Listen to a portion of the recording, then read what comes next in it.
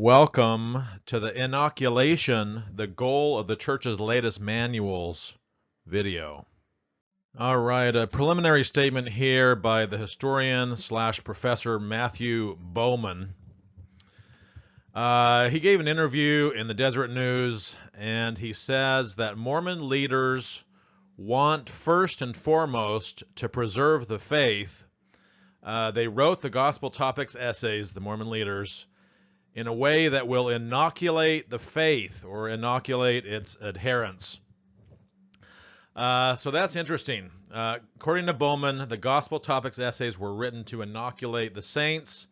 The same thing is true for the seminary and institute and other manuals of the church. For instance, Sunday school, primary, etc. All those manuals. The goal of all of this is to inoculate the saints. And pictured above, we have a website page. Just type in Mormon essays into Google, and you can get direct links to all of these Mormon essays. All right, the first I heard about this goal of inoculation, and we'll go over what inoculation is on the next slides. M. Russell Ballard gave a speech about this. We'll go into quite a bit of detail in that speech about what I mean by this inoculation techniques. But the first place I heard about this was on Mormon Stories. There was a good interview with Mark Osland. And he was a Mormon seminary teacher that lost his faith, and he's one of the people on Mormon Stories that was talking about this goal of inoculation. So on Mormon Stories, John DeLynn said the following. Using the inoculation techniques, that's Mark Osland, did attend seminary, and you were taught the gospel topics essay versions of all the controversies. Controversies such as polygamy, peepstones, and the Book of Abraham. You were taught the correlated, contextualized version because you can't expect the church to teach that it's all a fraud. Of course, they're not going to do that. All right, so let's talk about Apostle M. Russell Ballard's speech. It was entitled The Opportunities and Responsibilities of CES Teachers in the 21st Century, Church Education System Teachers. An address to CES religious educators, February 26, 2016, so not that long ago. This whole inoculation strategy has only been put into place maybe in the last 6 or 7 years. Ballard says, "Gone are the days when a student asked an honest question and a teacher responded, 'Don't worry about it.' Gone are the days when a student raised a sincere concern and a teacher bore his or her testimony as a response intended to avoid the issue. Gone are the days when students were protected from people who attacked the church." Why are these days gone? Because we now have Google. We've got Google, we've got Wikipedia, we've got YouTube. We have all kinds of information that's been uploaded to the internet. All right, so the Apostle M. Russell Ballard is going to explain here what this inoculation strategy is. Same speech here. We're going to do a number of slides on this. You seminary and institute teachers should be among the first, outside of your students' families, to introduce authoritative sources. Of course, those are sources approved by the church, of course. We're going to talk about this on other slides too. They don't want you reading anything critical or from any kind of professor or scholar that is critical. So introduce these authoritative sources on topics that may be less well known or controversial, and that's what this video is all about, all this controversial stuff, so that your students will measure whatever they hear or read later against what you have already taught them. So that's the inoculation. They're going to tell you a little bit about these less well-known and controversial issues, and then hopefully the students will believe what the seminary and institute teachers are saying, and then when they hear these same controversial things later on, they will measure those those statements from the critics against what the teachers have told them, and they will trust the teachers, basically.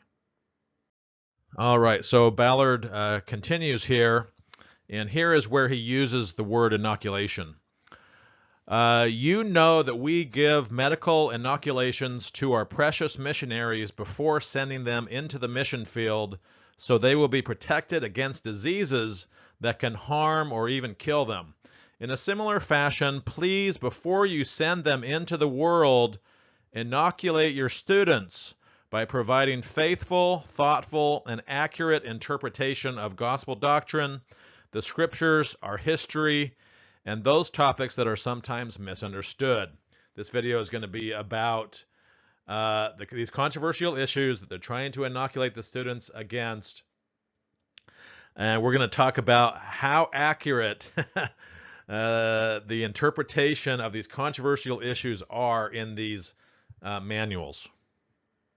All right, so their strategy is to give just little bits and pieces in a faithful way about these controversial issues. And the students will say, oh, yeah, I already heard about that. My teachers already told me about it. But they only give little bits and pieces. So Ballard continues here, to name a few such topics that are less known or controversial. I'm talking about polygamy, which we'll cover, seer stones, which we'll cover, different accounts of the first vision, we'll cover, the process of translation of the Book of Mormon or the Book of Abraham, we will cover that, and the seer stone issues. Gender issues, won't really cover that. Race and the priesthood, we will cover, and Heavenly Mother we will cover. Some of these things, they're just briefly mentioned in the manuals, and some they have much more information. The efforts to inoculate our young people will often fall to you, the CES teachers. All right, so Ballard continues. Church leaders today are fully conscious of the unlimited access to information. Yes, through Google and other sources. Stuff that I didn't have growing up or when I was at BYU. And we are making extraordinary efforts to provide accurate context and understanding of the teachings of the Restoration. That's not really true. A lot of the stuff in the manuals, etc., is still not going to be that accurate. There's a lot of spin, but they are making some steps in the right directions here. A prime example of this effort is the 11 Gospel Topics essays on LDS.org, now Church of Jesus Christ.org, that provide balanced and reliable interpretations of the facts for controversial and unfamiliar church-related subjects. Well, that's to be debated. They are definitely a step in the right direction. I wouldn't really call them balanced or really all that reliable. There's still a ton of spin, and there's still a lot of problems with these essays. But all these seminary and institute manuals and other church manuals are now referring to these Gospel Topics essays to go read them if they want to read more, and they're actually inputting some of the text and content from these essays in the manuals. So it's very interesting. All right, we can tell how important these essays are to the church by what M. Russell Ballard says next. He says, it is important that you know the content in these essays like you know the back of your hand. So you got to know them very well for these seminary and institute teachers. If you have questions about them, then please ask someone who has studied them and understands them. In other words, seek learning even by study and also by faith as you master the content of these essays. All right, so Ballard continues.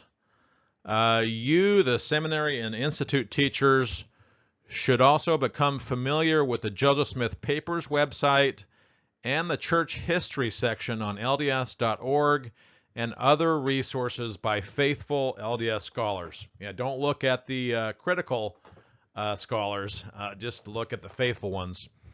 But this is definitely a step in the right direction, getting these teachers to look at the Joseph Smith Papers project. There's a lot of documents on there, something like 13,000 pages But if they're willing to dig kind of deep, they will find quite a bit of controversial stuff on there on polygamy and other subjects. The effort for gospel transparency and spiritual inoculation through a thoughtful study of doctrine and history, coupled with a burning testimony, is the best antidote that we have to help students avoid and or deal with questions. Avoid questions. Why should we avoid questions? That's another red flag. Avoid and or deal with doubt. So avoid and or deal with faith crises that they may face in this information age. Okay, another statement about inoculation from the apologist Michael R. Ash. He's pictured above, from his book, Shaken Faith Syndrome, Strengthening One's Testimony in the Face of Criticism and Doubt, published by Fair Mormon, the apologetic group for the Mormon Church, 2008. Cover of that book is up here on the right. So Ash says, the intent of this book, The Shaken Faith Syndrome, is twofold. The first goal is to expose members to potentially troubling issues in a faithful setting, thereby inoculating them against the damage that might be inflicted by critical attacks. So, first goal is to expose members to potentially troubling issues, little bits and pieces here and there. They're not going to give the full story, of course. Do it in a faithful setting, thereby inoculating the young people and others of the church. Okay, another statement from another apologist, Robert L. Millett, in his book, Whatever Happened to Faith, Deseret Book, 2017. A lot of these books are coming out. They're losing so much of the young people.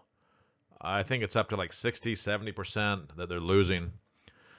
So they're trying to inoculate them. So this is what Millett says. What is my intended audience for this book? Well, it would certainly include the following: active, involved, and committed members of the church who have no reservations whatsoever about the faith. To this group, I would hope to provide some measure of inoculation should they encounter tough issues in the future. Wants to provide some measure of inoculation. So this is probably an idea that was the apologist came up with first. Probably went up the chain to the general authorities. General authorities have implemented it in a lot of their curriculum now. All right, so let's get to these manuals. They have a lot of different manuals. This one is from the Teaching in the Savior's Way Manual, 2016. I think this is for the general membership of the church. And I guess it could also apply to the seminary and institute teachers. But the best sources for answers to difficult gospel questions are the scriptures, the words of the living prophets, and other official church publications. That's all they want you to look at. Official church publications. They don't want you looking at anything else. For example, the church has published gospel topics essays to help answer questions about church history and controversial issues. So there we have a reference to those gospel topics essays, which a lot of these manuals refer to. All right, a statement here that shows up in the Latter-day Saint History, 1815 to 1846, Teacher Material Manual, Religion 341. So I guess it's an institute class or college class. July 2018. This statement or warning shows up in many of the current manuals of the church. So it says, use approved materials. So they emphasize this a lot. As if they lose this battle and the students start reading things from the critics, they're basically going to lose these members of the church, a lot of them. Seminary and institute curriculum materials are provided as the main resources to help you prepare and teach effective lessons. So don't go too far off of the manual. You may use additional resources such as teachings by the First Presidency and the Quorum of the 12 Apostles, church magazines like the Ensign, gospel topics essays, which is a little more honest now, and other trustworthy sources to support students' understanding of lesson material. But this should be a red flag to people. Don't read the really good history that's been done by people like Dan Vogel, D. Michael Quinn, Richard Van Wagner, all these other people. You just ignore them. Choose lesson resources wisely so that lessons can build students' faith and testimonies. That's the goal of all this, building faith and testimonies. Be wary of unreliable sources of information, especially if such sources speculate on or sensationalize lesson topics or teach ideas that have not been clearly established by the church. That's kind of a tough one because the church has taught different things at different times over the course of its history. In fact, pretty much no teachings or doctrine has remained unchanged. All right, so like the Scientologists, the Mormons want to distance themselves from apostates. So this sign here, it says, danger, apostates, disfellowshipped and or suppressive persons, SPs, that's a Scientology term. None of these apostates are allowed past this point. The Church of Jesus Christ of Latter-day Saints basically trying to do the same thing that the Church of Scientology does. All right, first topic we're going to go over is polygamy.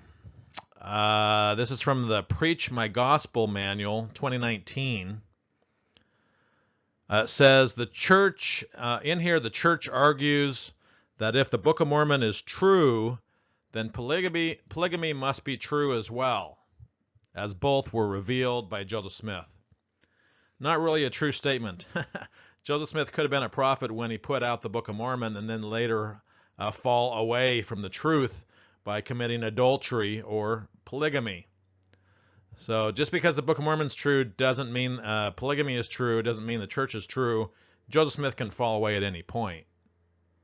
All right, another statement here from the Latter-day Saint History Teacher Material Manual.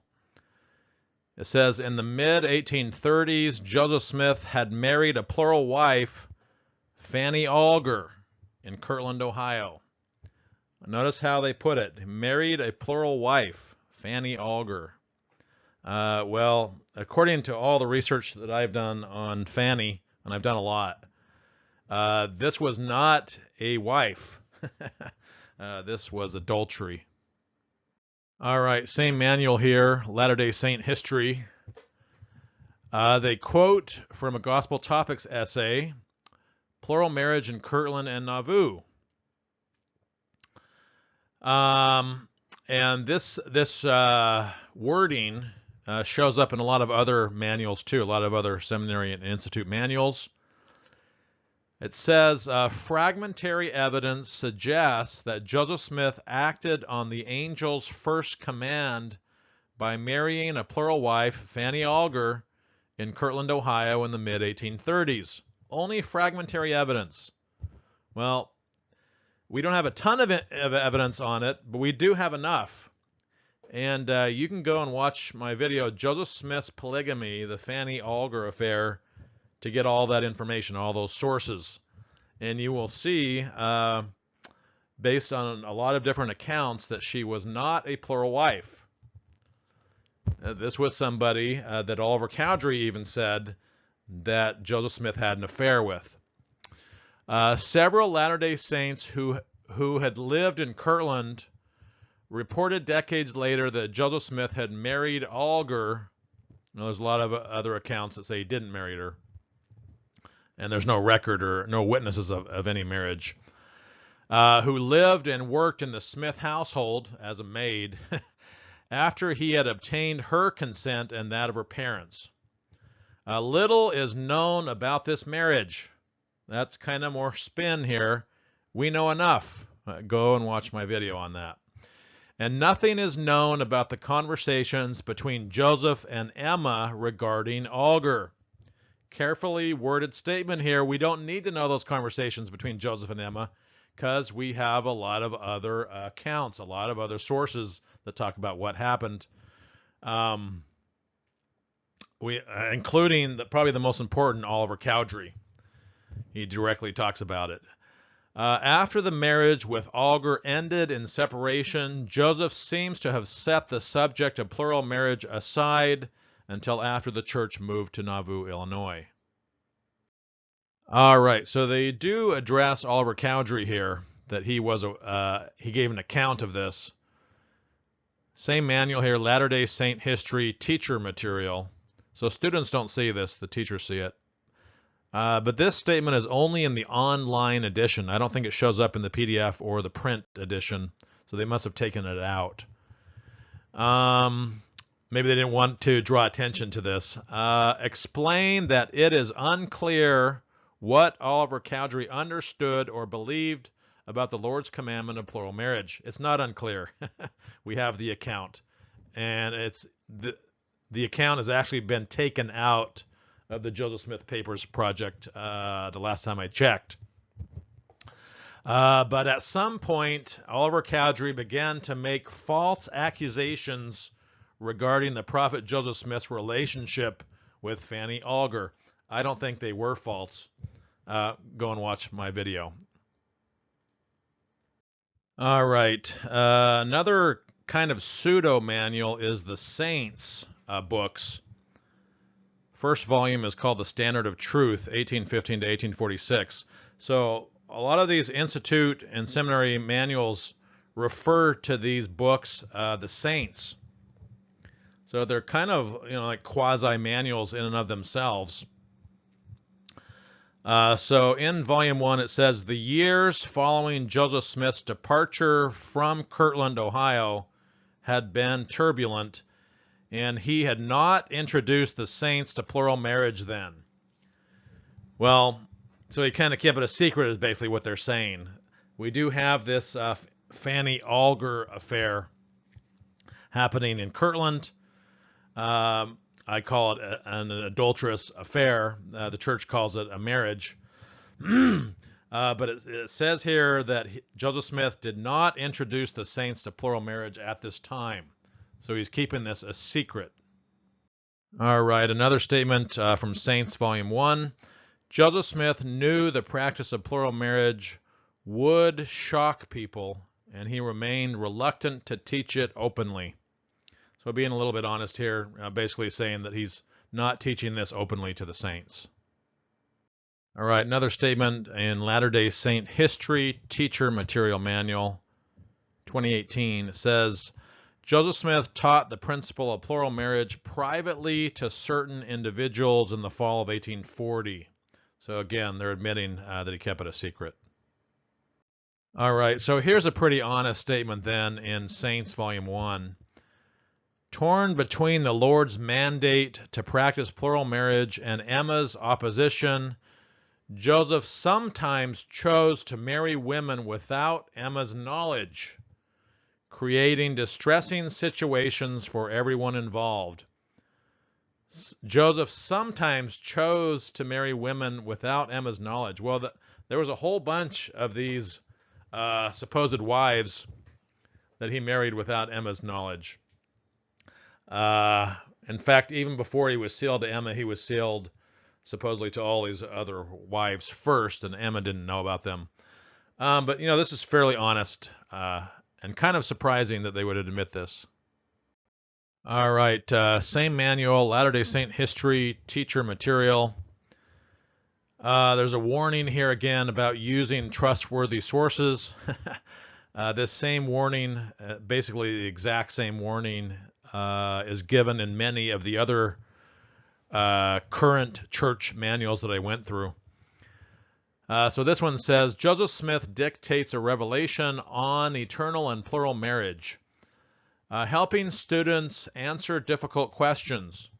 Students will be asked difficult questions about the church throughout their lives, providing students with accurate information and helping them locate trustworthy sources can help them think about and explain challenging topics truthfully.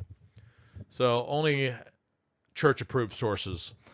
allowing students to discuss and practice answering difficult questions in a faith-filled environment builds their confidence in having gospel conversations with others.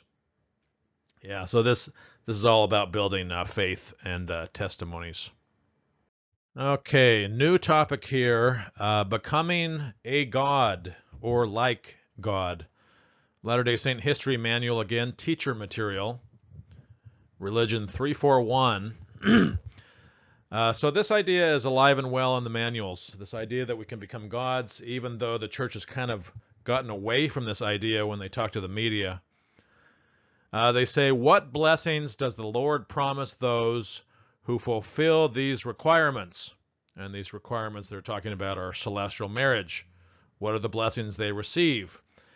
They will receive the blessings of exaltation, which includes becoming like God and having an eternal increase.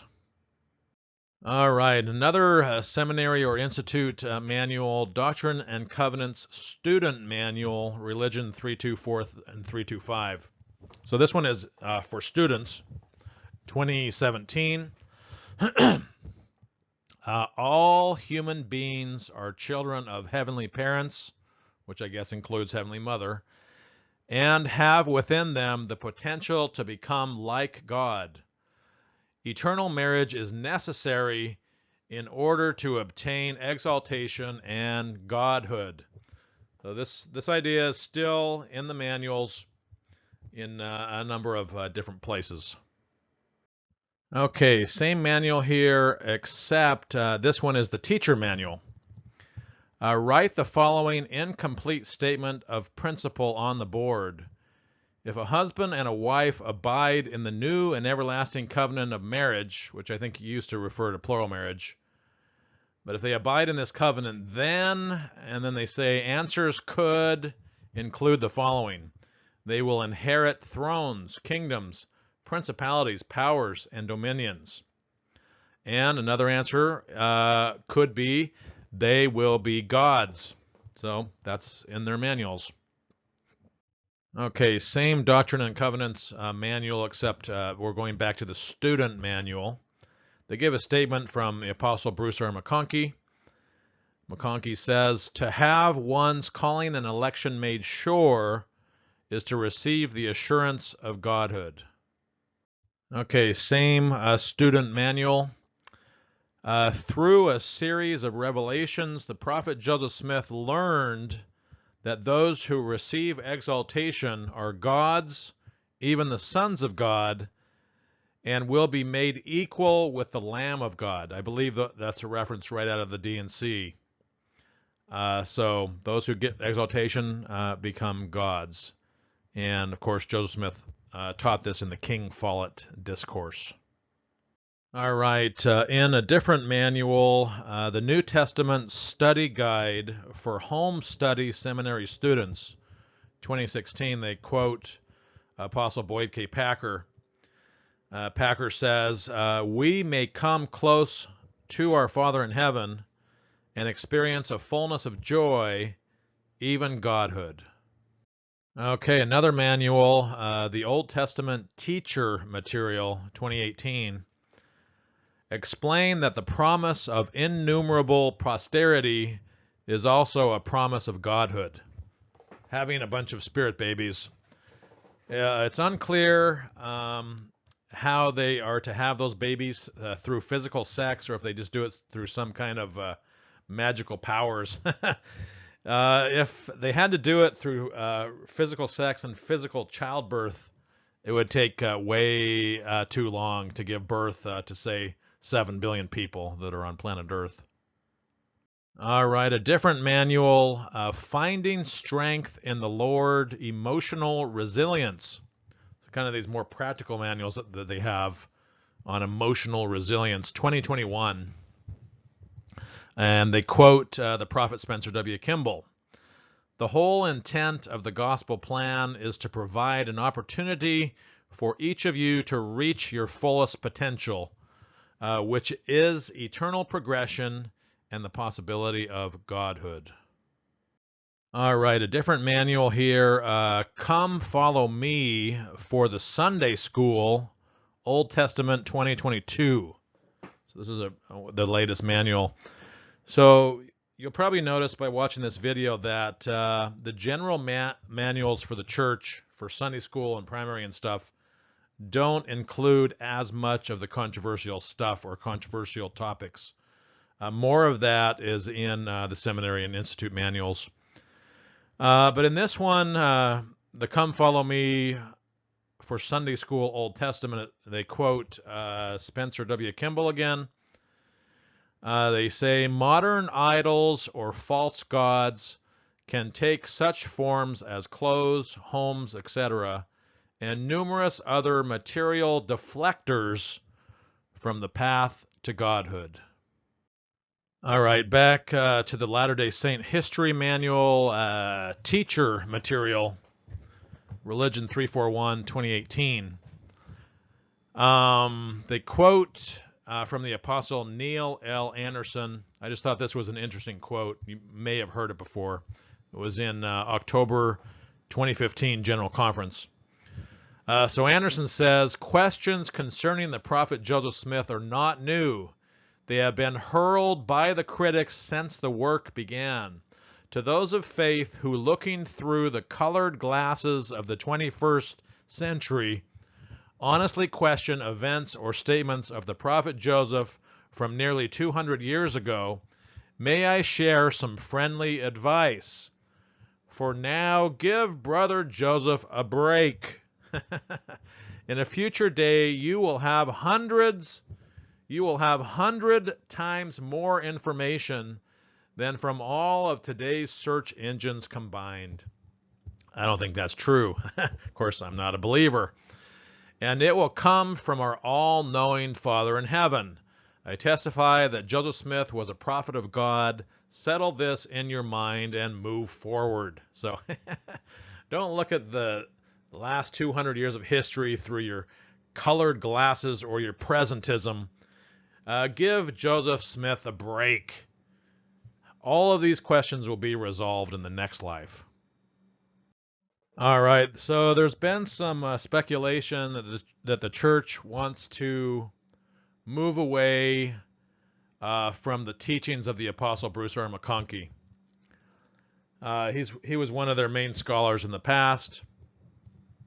Well, as far as these church manuals go, or seminary and institute manuals, Bruce R. McConkey's writings are alive and well in the modern day church, at least in these manuals. So I did some tabulations here from the Doctrine and Covenants Student Manual, Religion 324-325, September 2017. And I kind of counted up all these references. I did have Mormon Doctrine in the list as well, and I think it got deleted. But Mormon Doctrine was referenced a whole bunch of times in this manual as well as all these other ones that I'm going to list now. So Bruce R. McConkey's books, Mortal Messiah is referred to 2 times, Promised Messiah 2 times, Millennial Messiah 8 times, Miscellaneous Speeches 19 times, Bruce R. McConkey, Doctrinal New Testament Commentary 7 times, A New Witness for the Articles of Faith 8 times, Sermons and Writings of Bruce R. McConkey 1 time. So he's alive and well in the modern day church. I grew up with him and reading Mormon doctrine on my mission and stuff. Doctrines of Salvation by the Apostle Joseph Fielding Smith, which was edited by Bruce R. McConkey, also has a lot of references as well. So Bruce R. McConkey is an editor, and the teachings of one of the other kind of Mormon fundamentalist teachers, Joseph Fielding Smith, his teachings are pretty well represented in some of these manuals as well. All right, so getting back to polygamy, I have much more to cover on it. I guess I kind of went out of order here a little bit. But we're back in the Doctrine and Covenants Student Manual, Religion 324-325. So probably one of the more advanced classes you can take in college, although these manuals are pretty basic, pretty boring and pretty repetitive for college classes, I would say. But anyway, in this manual, it says, when the revelation recorded in D&C 132 was written, that's the revelation on polygamy, Emma Smith struggled to accept Joseph Smith's plural marriages. Yes, she did. That's true. In the revelation, the Lord instructed Emma to receive all those women that have been given unto my servant Joseph, and to cleave unto her husband. The Lord warned that if she did not obey his commandments, she would be destroyed, meaning that she would be cut off or separated from God. So this is some interesting spin that they do in this manual. If she didn't obey God's commandments, Emma would be destroyed, meaning that she would be cut off or separated from God. I don't think that that's what that means. And I did a whole video on this, I think a pretty short one. My video is entitled, Did Joseph Smith Threaten to Kill His Wife, Emma Smith? And I think that is probably a lot more likely to be the meaning of this passage, that if Emma was going to oppose Joseph in these matters, that she would basically be killed. And you can go and watch my video for all those sources and see what you think. All right, Doctrine and Covenants Student Manual, again, 2017. Until her death, this is Emma, in 1879, she continued to share her testimony of the truthfulness of the Book of Mormon, the restored gospel of Jesus Christ, and the prophetic mission of her husband, Joseph Smith. This is kind of weaselly language here, and it's important what they leave out here. All the way up until her death, 1879, she had a testimony of the truthfulness of the Book of Mormon. That's true, but she did not believe in Brigham Young's branch of Mormonism. She started her own branch, which was the RLDS Church, Reorganized Church. She did believe in the Book of Mormon. She did believe in the restored gospel of Jesus Christ, but her version of it, the RLDS version, and she did believe supposedly that Joseph Smith was a prophet. Maybe she just kind of pretended to believe that in her new church. But the main thing they left out here was that Emma denied polygamy altogether in her new church, the RLDS Church. The RLDS Church taught that Joseph Smith never practiced or taught polygamy. Amazingly. Although there is mountains of evidence, the RLDS Church never believed it, and apparently that's what Emma and her son, Joseph Smith III, taught. All right, same manual here, Doctrine and Covenants Student Manual, 2017. They say that sealings for time and eternity included commitments and relationships during this life for time, generally including the possibility of sexual relations. Very specific language there. The possibility of sexual relations. So we don't know for sure. Maybe he had sex, maybe he didn't. I would say that we have plenty of evidence. Temple Lot case is one good place to go look. That Joseph Smith did have sex with quite a few of these wives.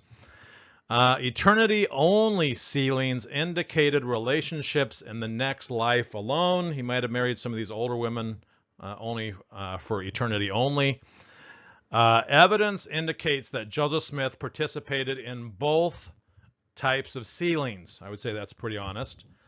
The exact number of women to whom Joseph Smith was sealed in his lifetime is unknown because the evidence is fragmentary.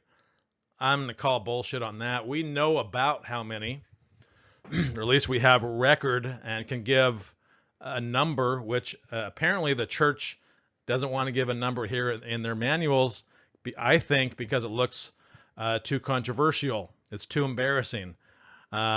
And I would say a good estimate would be between 35 and 40 wives. Church doesn't want to mention that in their manuals.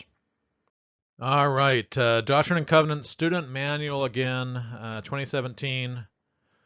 talking about Helen Mar Kimball here. She's pictured above on the left in her older days.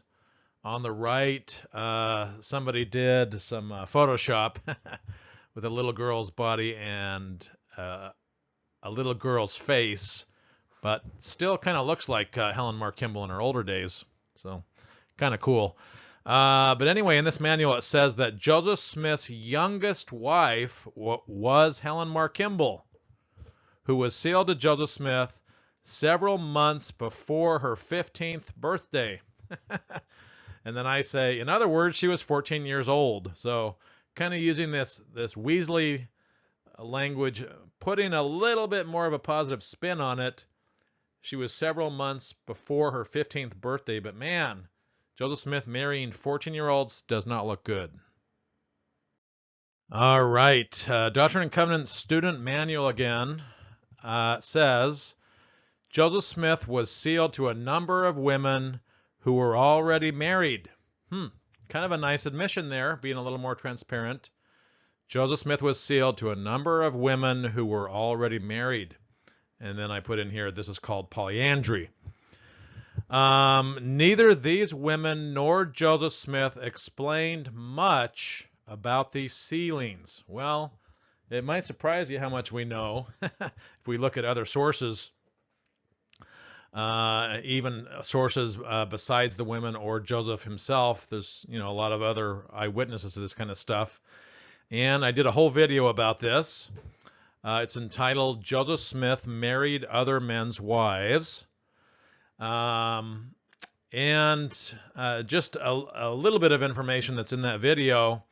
I say here that there is evidence that Zina D. Huntington, Miranda N. Johnson, Elvira A. Cowles, Sylvia Sessions Lyon, Sarah Ann Whitney, Mary E. Rollins, Prescindia L. Huntington, Esther Dutcher Smith, and Mary Huron Snyder, who were all polyandrous wives of Joseph Smith, all of them have had sex with him. And they were married to another man at the same time. So we have more information than they want to tell you. And we even have the information on whether or not all of those women I listed had sex with Joseph Smith, and the evidence seems to indicate that they did. All right, same manual here, Doctrine and Covenants Student Manual, 2017. Though it is not clear why or how the word virgin is being used in D&C 132 verses 61 to 63, plural marriage as practiced by the prophet Joseph Smith and the early saints did not exclude widows or women who had previously been married. And then I say in here, well, it didn't exclude women who were already married either. So more Weasley language here, though. It's not clear why or how the word virgin is being used in D&C 132. That's BS. And I have those verses 61 and 62 above. It's very clear how they are used. It says, and again, as pertaining to the law of the priesthood, if any man espouse a virgin, marry a virgin, and desire to espouse another, and the first give her consent, and if he espouse the second, and they are virgins, and have vowed to no other man, so it can't be polyandry, then is he justified. He cannot commit adultery, for they are given unto him, for he cannot commit adultery with that belongeth unto him, and to no one else. But they were supposed to be virgins, or polygamy, or you couldn't ask them to marry you. They were supposed to be virgins. So this idea that it's not clear how the word virgin is being used is total crap. All right, same manual here, Doctrine and Covenants Student Manual. Seems like this is a good one. 300 series, so maybe one of the more advanced institute classes. Maybe you've had the 100 series, 200 series, 300 series. They're maybe admitting a little bit more the further you get along here in college, although these are still very basic and boring and repetitive manuals. Anyway, in this manual, it says, the Lord has at times established the practice of plural marriage in order to provide his people with further opportunities to raise children in the gospel covenant. So this is a common idea. I believe it's in D&C 132 that one of the purposes for polygamy was to raise up righteous seed unto the Lord. But as you do some research on Joseph Smith, you come to find out that this doesn't really apply to Joseph Smith. And he's the one that started all this, because we have no documented children with any of Joseph Smith's plural wives. All of the DNA testing that we've been able to do, we haven't been able to find one. We know that he was having sex with some of them, but we just can't document any children. However, we do have evidence that some of these children may have been aborted. And one example of this, and I've put this in some of my videos as well. One example is from a book by a Dr. William Weil called Mormon Portraits, which came out in 1886. On this meme above, it says Nauvoo abortions for Joseph Smith. The Don Juan of Nauvoo, which is Joseph, abortion was practiced on a large scale in Nauvoo. Dr. John C. Bennett, the evil genius of Joseph, brought this abomination of abortion into a scientific system. Many little bodies of newborn children floated down the Mississippi. That's kind of interesting. It's a guy not favorable to the church, William Weil, but I've also found evidence from Sidney Rigdon that there was probably abortions going on as well. All right, same manual here, Doctrine and Covenants Student Manual. In June of 1890, the First Presidency instructed church leaders not to perform any new plural marriages in the United States, while still allowing for it on a limited basis in Latter-day Saint colonies in Mexico and Canada. So that's kind of interesting. It's kind of a good admission, a little bit more transparent here. Post-manifesto polygamy, I guess, that was still going on in Mexico and Canada. And pictured above, we have some of the Mormon polygamists here that were put in jail. I see George Q. Cannon there in the middle. Not quite sure who these other guys are. All right, same student manual here. Under exceptional circumstances, a smaller number of new plural marriages were performed in the United States between 1890 and 1904. This would be after the manifesto. So, yeah, that's kind of being more transparent. Though whether the marriages were authorized to have been performed within the states is unclear. Well, I think they were authorized, and probably the best historian on this issue, post-manifesto polygamy, is D. Michael Quinn. He's pictured above. Here's a quote from Quinn. Joseph F. Smith, I guess he was the prophet at the time, probably authorized apostles Clausen and Cowley to marry their plural wives after the second manifesto of 1904. So not only after the first manifesto, but after the second manifesto, Joseph F. Smith is still authorizing these marriages. Since he did authorize a close friend to perform one plural marriage as late as 1906 and okayed another one that occurred in 1907. So I would say that the second part of this, they're being a little weaselly. It's unclear whether these marriages were authorized. Well, I think they were. All right, some more information about polygamy and foundations of the Restoration class preparation material, Religion 225, 2019. So again, this is a teacher manual. It says, where can I find trustworthy resources to learn more about the practice of plural marriage by the early saints? It's got to be trustworthy, right? As you study more about plural marriage and church history, remember that there is much unreliable information about this topic on the internet and in many print sources. So probably the information and the articles that D. Michael Quinn has written about post-manifesto polygamy, even post the second manifesto, Polygamy, are unreliable. They're not trustworthy, even though he is one of the most meticulous historians of Mormonism out there. They even excommunicated him from BYU as part of the September 6th. Anyway, some authors who write about the church and its history present information out of context. That's an old apologist idea. Oh, it's taken out of context. Or they include partial truths that can be misleading. And that's exactly what they do in these manuals. They include partial truths and leave out important stuff. And pictured above, we have a picture in color, I guess, of this polygamous family. All right, same manual here, Foundations of the Restoration, Class Preparation Material, 2019. And then they list approved sources for studying plural marriage. Gospel Topics Essays is an approved source.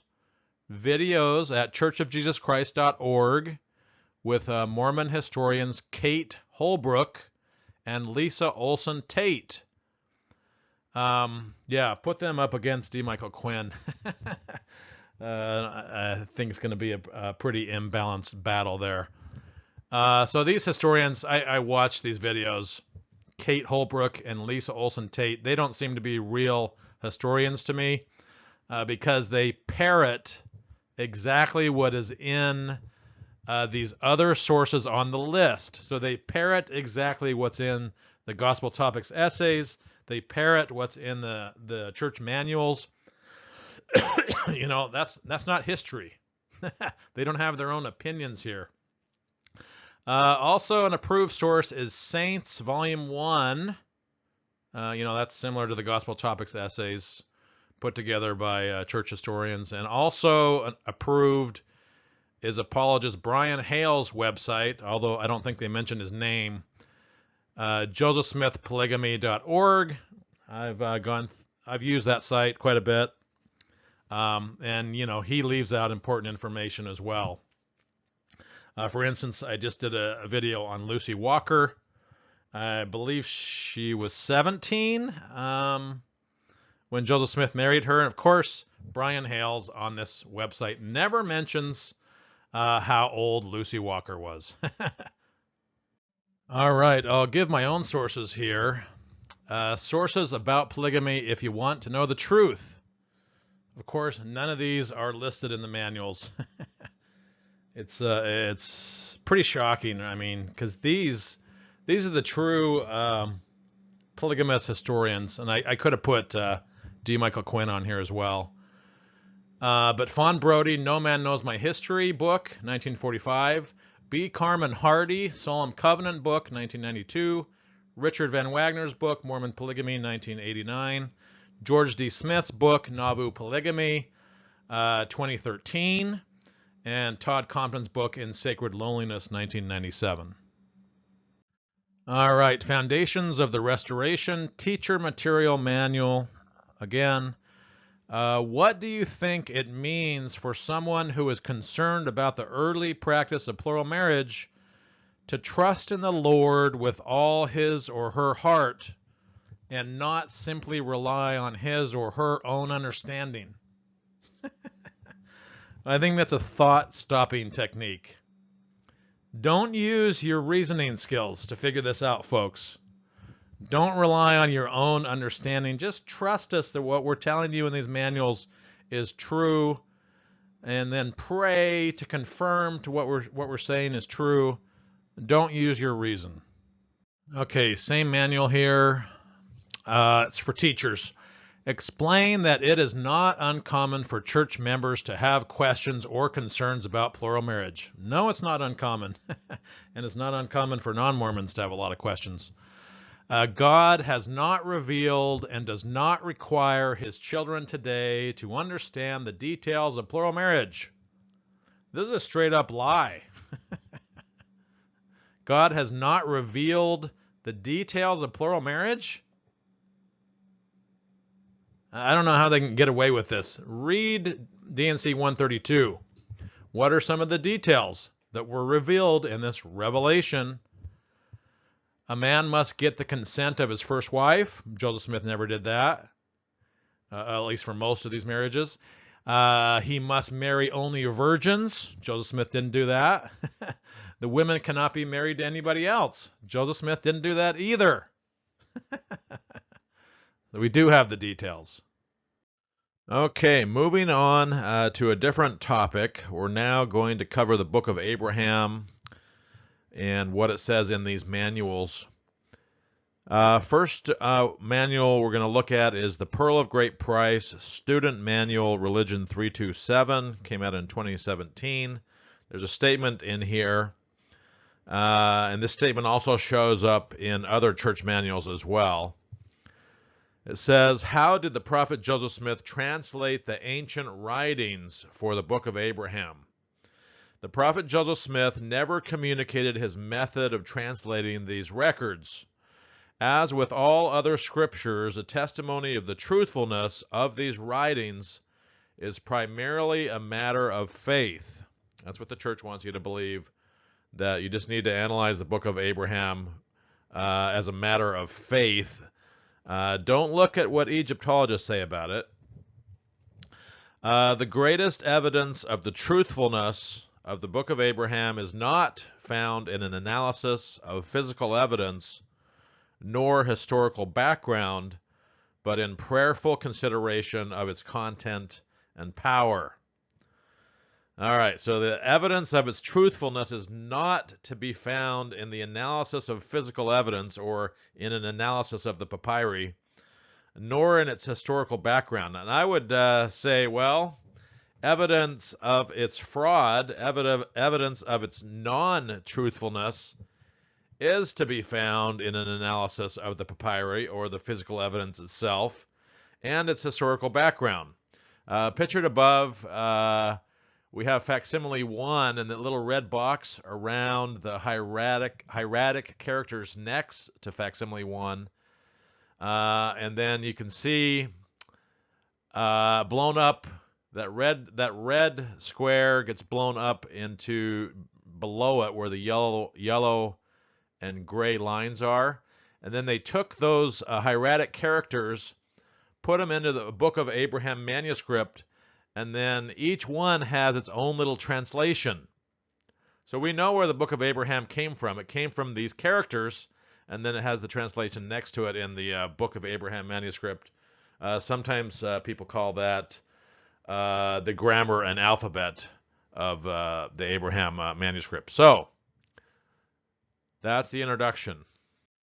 Okay, same manual here, the Pearl of Great Price Student Manual, Religion 327.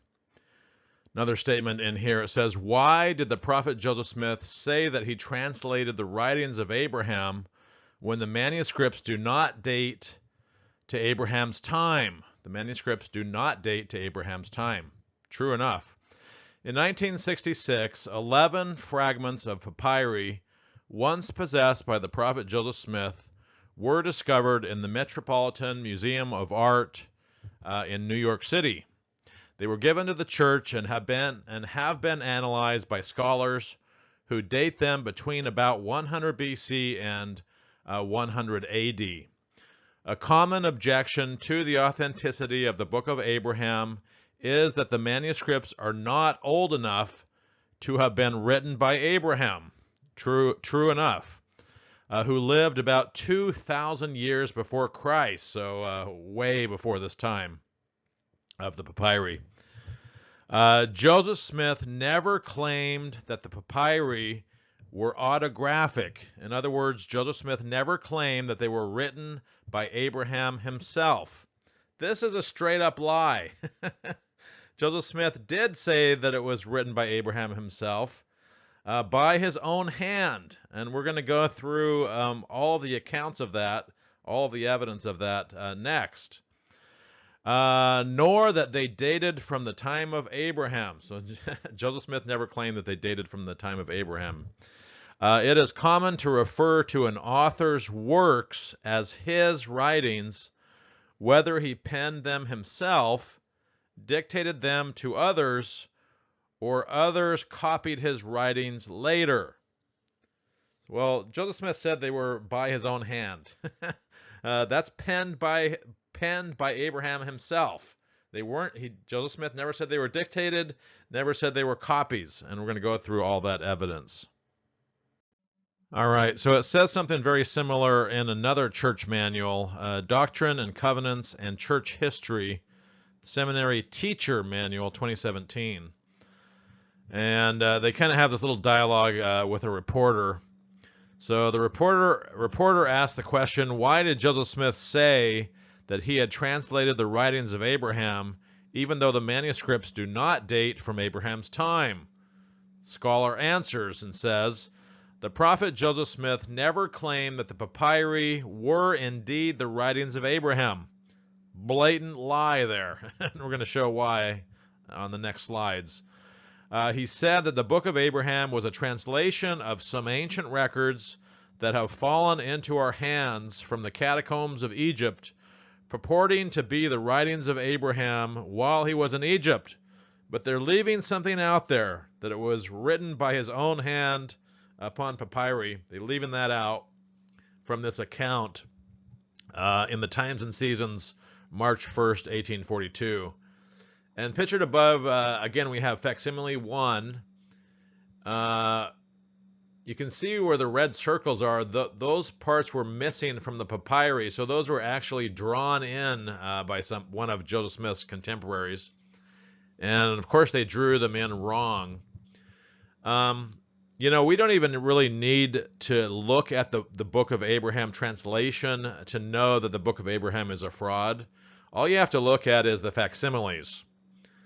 And all these little pictures Joseph Smith gave explanations for, and he got like 99% of all of his explanations for the pictures or the vignettes in the facsimiles.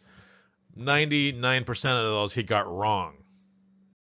All right, so there's a major contradiction even in one of their other manuals, the Old Testament Seminary Student Material, 2018, where it does say that they were written by his own hand upon papyrus. So different manuals contradict each other. Who wrote this book? The introduction to the Book of Abraham states that it is a translation of some ancient records that have fallen into our hands from the catacombs of Egypt, the writings of Abraham while he was in Egypt, called the Book of Abraham, written by his own hand upon papyrus. So we know that they were written by Abraham, by his own hand. It couldn't be any more clear. I believe this picture above is from a chapter summary in the Book of Abraham itself, where it says they're written by his own hand upon papyrus, and we're going to go through all that.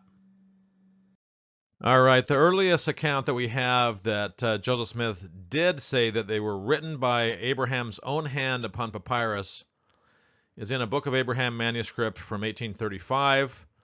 It's in the handwriting of W.W. Phelps, who was Joseph Smith's scribe. And you can find this at the josephsmithpapers.org. It says, translation of the Book of Abraham written by his own hand upon papyrus and found in the catacombs of Egypt. Okay, second source for this is a Book of Abraham manuscript and explanation of Facsimile 1, February 1842 in the josephsmithpapers.org. It's in the handwriting of Willard Richards, who was also Joseph Smith's scribe.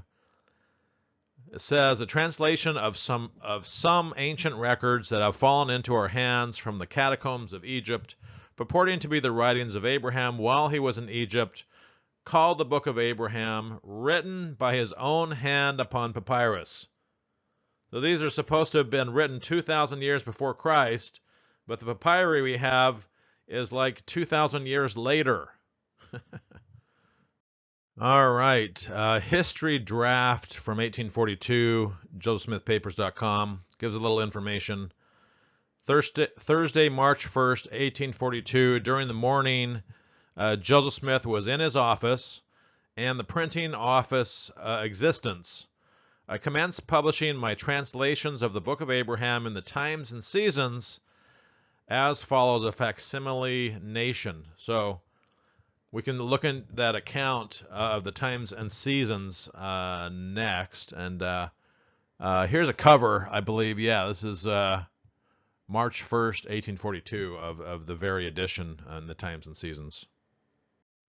All right, another source explaining this is in the Actual History of the Church, Volume 4, March 1st, 1842, kind of entry here. It's basically from Joseph Smith's journal, I believe.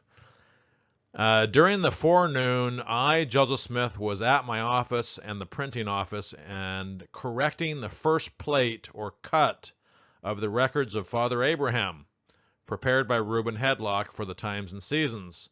The Book of Abraham, translated from the papyrus by Joseph Smith, a translation of some ancient records that have fallen into our hands from the catacombs of Egypt, purporting to be the writings of Abraham while he was in Egypt, called the Book of Abraham, written by his own hand upon papyrus. So it's in the history of the church as well. All right, so you'll remember one of those manuals that we went over. I think it was Doctrine and Covenants something manual, where they were quoting the Times and Seasons article, March 1st, 1842 edition, and you'll see exactly what they left out because they went and got the original wording. Joseph Smith was the editor of the Times and Seasons at this time. So in there it says a translation of some ancient records that have fallen into our hands from the catacombs of Egypt, purporting to be the writings of Abraham while he was in Egypt, called the Book of Abraham, written by his own hand upon papyrus. They just left that last little piece out of the manual. Oh, how convenient. Because they're saying, well, Joseph Smith never said they were in the handwriting of Abraham. It's a blatant lie. Written by his own hand upon papyrus, if you look at the full wording of the article. And pictured above, we have facsimile number 2. I believe they call this a hypocephalus. Joseph Smith got all of the explanations of these pictures and characters wrong. All right, an entry in Joseph Smith's journal on March 2nd, 1842. So one day after the Times and Seasons article. It was a Wednesday, March 2nd, 1842. It says, I, Joseph Smith, read the proof of the Times and Seasons as editor for the first time. So he was aware of what was being put in this March 1st, 1842 article in the Times and Seasons about the Book of Abraham and the Facsimiles. He read it. He was the editor for the number 9, volume 3, in which is the commencement of the Book of Abraham. All right, so let's take a look at the Pearl of Great Price itself. First edition came out in 1851 in Liverpool, but the Pearl of Great Price was not canonized until 1880. So I found a Pearl of Great Price 1882 version, which would be canonized. What did it say in the heading? The subheading for the Book of Abraham. Well, it says, translation of some ancient records that have fallen into our hands from the catacombs of Egypt, the writings of Abraham while he was in Egypt, called the Book of Abraham, written by his own hand upon papyrus. That's in the 1882 subheading for the Book of Abraham. The first edition, which was not canonized, which was 1851, has the same wording, except it says purporting to be the writings of Abraham. But it does say written by his own hand upon papyrus as well. All right, so what does it say nowadays in the heading? In the 2021 Pearl of Great Price Book of Abraham heading or subheading for chapter 1, says the Book of Abraham, translated from the papyrus by Joseph Smith, a translation of some ancient records that have fallen into our hands from the catacombs of Egypt, the writings of Abraham while he was in Egypt, called the Book of Abraham, written by his own hand upon papyrus. That's what it still says. in the 2021 Pearl of Great Price, and you can see I have a print screen of what it says online, the 2021 Pearl of Great Price, written by his own hand upon papyrus. All right, going back to the Pearl of Great Price Student Manual, Religion 327, which came out in 2017. They try to make it sound like Joseph Smith knew what he was doing when he was translating Egyptian. He had such great knowledge and ability through the power and gift of God to translate these Egyptian funerary documents. Whereas actually the opposite is really true. So let's read this. It says, what is the significance of the Book of Abraham? The Book of Abraham is an evidence of the inspired calling of the prophet Joseph Smith. Well, if he would have got the Egyptian translation right, I would say that's true, but he didn't.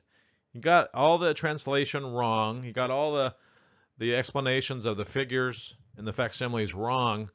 So it's evidence that he wasn't inspired. It's the exact opposite. It came forth at a time when the study of the ancient Egyptian language and culture was just beginning. The scholars of the 1800s had scarcely begun to explore the field of Egyptology, and yet with no formal training in ancient languages and no knowledge of ancient Egypt, except for his work with the Book of Mormon, Joseph Smith began his translation of the ancient manuscripts. His knowledge and ability came through the power and gift of God, together with his own determination and faith. So with no formal training, he's still able to translate Egyptian. He had this knowledge and ability that came through the gift and power of God. What they don't explain here is that all of his translations of the hieratic characters were wrong. All of his explanations of the figures in the facsimiles are wrong. All right, Doctrine and Covenants, Student Manual, Religion 324 and 325. It says, Joseph Smith later came into possession of some Egyptian artifacts that included papyri, and the prophet's examination of the papyri led him to receive revelation about Abraham's life and teachings. So here we have the idea of this catalyst theory, basically, that he's receiving the Book of Abraham through revelation. It's not a translation. So it can kind of be whatever he wants it to be. He's not really translating the papyri. The papyri just maybe kind of inspired him, acted as a catalyst, and then he got the Book of Abraham through revelation. And it still doesn't really explain his erroneous explanations of the figures on the facsimiles, because those are not really translations. Those are explanations of figures. But anyway, while we do not know exactly how Joseph Smith translated the Book of Abraham, we do know that Oliver assisted him, that's Oliver Cowdery, assisted him as a scribe. Actually, we do know exactly how it was translated. We know where the hieratic characters came from. We know that they went into the Book of Abraham manuscripts, or the Egyptian grammar and alphabet, and we can see the translation of the characters. So we do know exactly how, and we'll show that on other slides.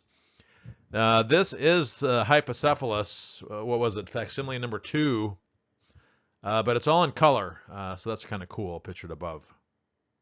All right, the new manual for the general membership of the church, Come Follow Me for Individuals and Families, Old Testament, 2022, also has this similar idea for the catalyst theory.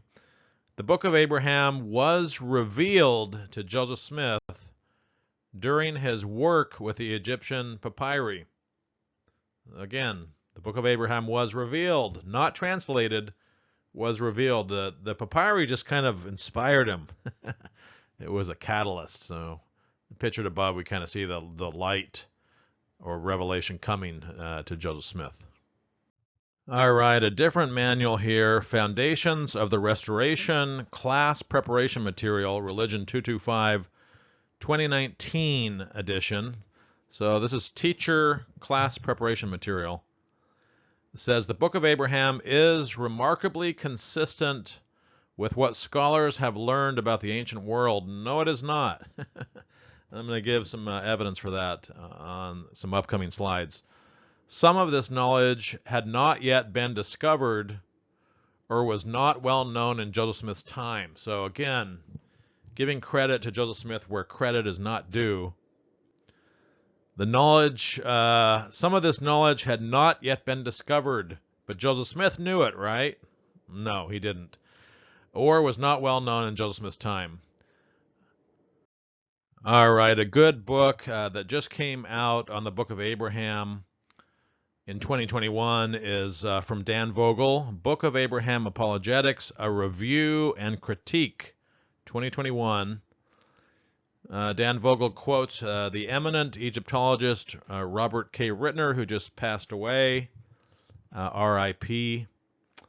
So Rittner says the text itself of the Book of Abraham includes anachronisms, things that shouldn't be there for the time period. It includes anachronistic and impossible expressions and situations. So it doesn't reflect the time frame of Abraham very well at all. All right, so just some general information here. Old Testament Seminary Student Material 2018. Abraham was born in Ur of the Chaldees in approximately 2000 BC. In obedience to the Lord's commands, he traveled from Ur to Haran, and then to Canaan, to Egypt, and back to Canaan, the land that the Lord had promised to give to Abraham's seed, I guess, which was Canaan. We'll show all this on maps. All right, different manual, Foundations of the Restoration, Class Preparation Material, Religion 225, 2019. So again, this is teacher class preparation material. It says, the Lord miraculously saved Abraham after his fathers had turned him over to be sacrificed by the priest of Pharaoh. Is this really historical? Abraham being sacrificed by the priests of Pharaoh, like it says in the Book of Abraham 1, verses 5 and 7. Recent historical findings now attest that the Egyptians did perform human sacrifice. All right, so back to Dan Vogel's book. He's quoting Robert K. Rittner, one of the best Egyptologists that has ever lived. So Rittner says, wherever one locates Ur of the Chaldees, human sacrifice dictated there by the priests of Pharaoh is unbelievable to credible scholars of the ancient Near East. So this idea that Abraham was going to be sacrificed by the priests of Pharaoh, that is an unbelievable idea to credible Egyptologists and scholars. Nor was there any Pharaoh, the eldest son of Egyptus, the daughter of Ham. So as far as we know, this Pharaoh, the eldest son of Egyptus, the daughter of Ham, didn't exist. All right, same manual, Foundations of the Restoration, Class Preparation Material. This is what the teachers see. The Book of Abraham refers to the plain of Olishem, near the land of Ur and Haran. Ur and Haran are actually not that close together, but we'll see that on a map. This place name was unknown to anyone in Joseph Smith's day. However, ancient texts discovered since then refer to a location named Ulishem near Haran that may align with the city mentioned in the Book of Abraham. So, is this Ulishem that probably BYU professors have found, is this the same as the plain of Olishem that's mentioned in the Book of Abraham? All right, so a comment from Dan Vogel regarding this. When the place name Ulishem was discovered in two texts dating to about Abraham's time, apologists began pointing to it as evidence for the Book of Abraham. although making this argument requires moving from Chaldea in the south to an unlikely location in northern Mesopotamia near Haran. And these two places are not that close together, so it requires moving from Chaldea in the south to an unlikely location in northern Mesopotamia near Haran. You can see that this red line that shows where Abraham was going. All right, so you can see that these two cities are really not that close together. You can see that the red pin in the south here for and then you drive about 15 hours north up to get to Haran. All right, the University of Chicago professor of the ancient Near East and Sumerology, Christopher Woods, also weighed in on this Ulishem idea. Christopher Woods is pictured here on the right. This showed up in this book on the left here, The Joseph Smith Egyptian Papyri by Robert K. Rittner. So Woods says, certainly Ulishem could be superficially linked on phonetic grounds to the Olishem mentioned in the Book of Abraham in connection with the location of of Chaldea. But convincing identification would have to be based on much more substantial evidence. Okay, Professor Woods continues. Everything that we know about the region during the period in question, not to mention the likely location of the biblical in southern Mesopotamia, speaks strongly against it. That this idea that Ulishem was actually Olishem. A lot of this information, according to the Professor Woods, speaks strongly against it. All right, so Professor Woods continues here, same source, that the phonetic similarity is accidental is again suggested by its coupling to the place of Potiphar's Hill, which likewise is said to be in the land of Potiphar, of course, is the Egyptian official to whom Joseph is sold in Genesis. The name Potiphar is Egyptian in derivation and has no place linguistically or culturally in the toponymy of southern or northern Mesopotamia. So Woods doesn't really think that this Ulishem was Olishem. All right, Woods continues. It must be observed that the identification of Ulishem with an Olishem, alleged to be in the area of makes little geographic sense within the context of Abraham's travels from to Haran, which is a 15-hour car ride, and subsequently to Canaan as described in Genesis and the Book of Abraham itself. All right, the Foundations of the Restoration Class Preparation Material Manual again. In 1967, the Metropolitan Museum of Art in New York presented the church with papyrus fragments once belonging to the prophet Joseph Smith. These recovered fragments date to a few centuries before Christ, long after Abraham lived.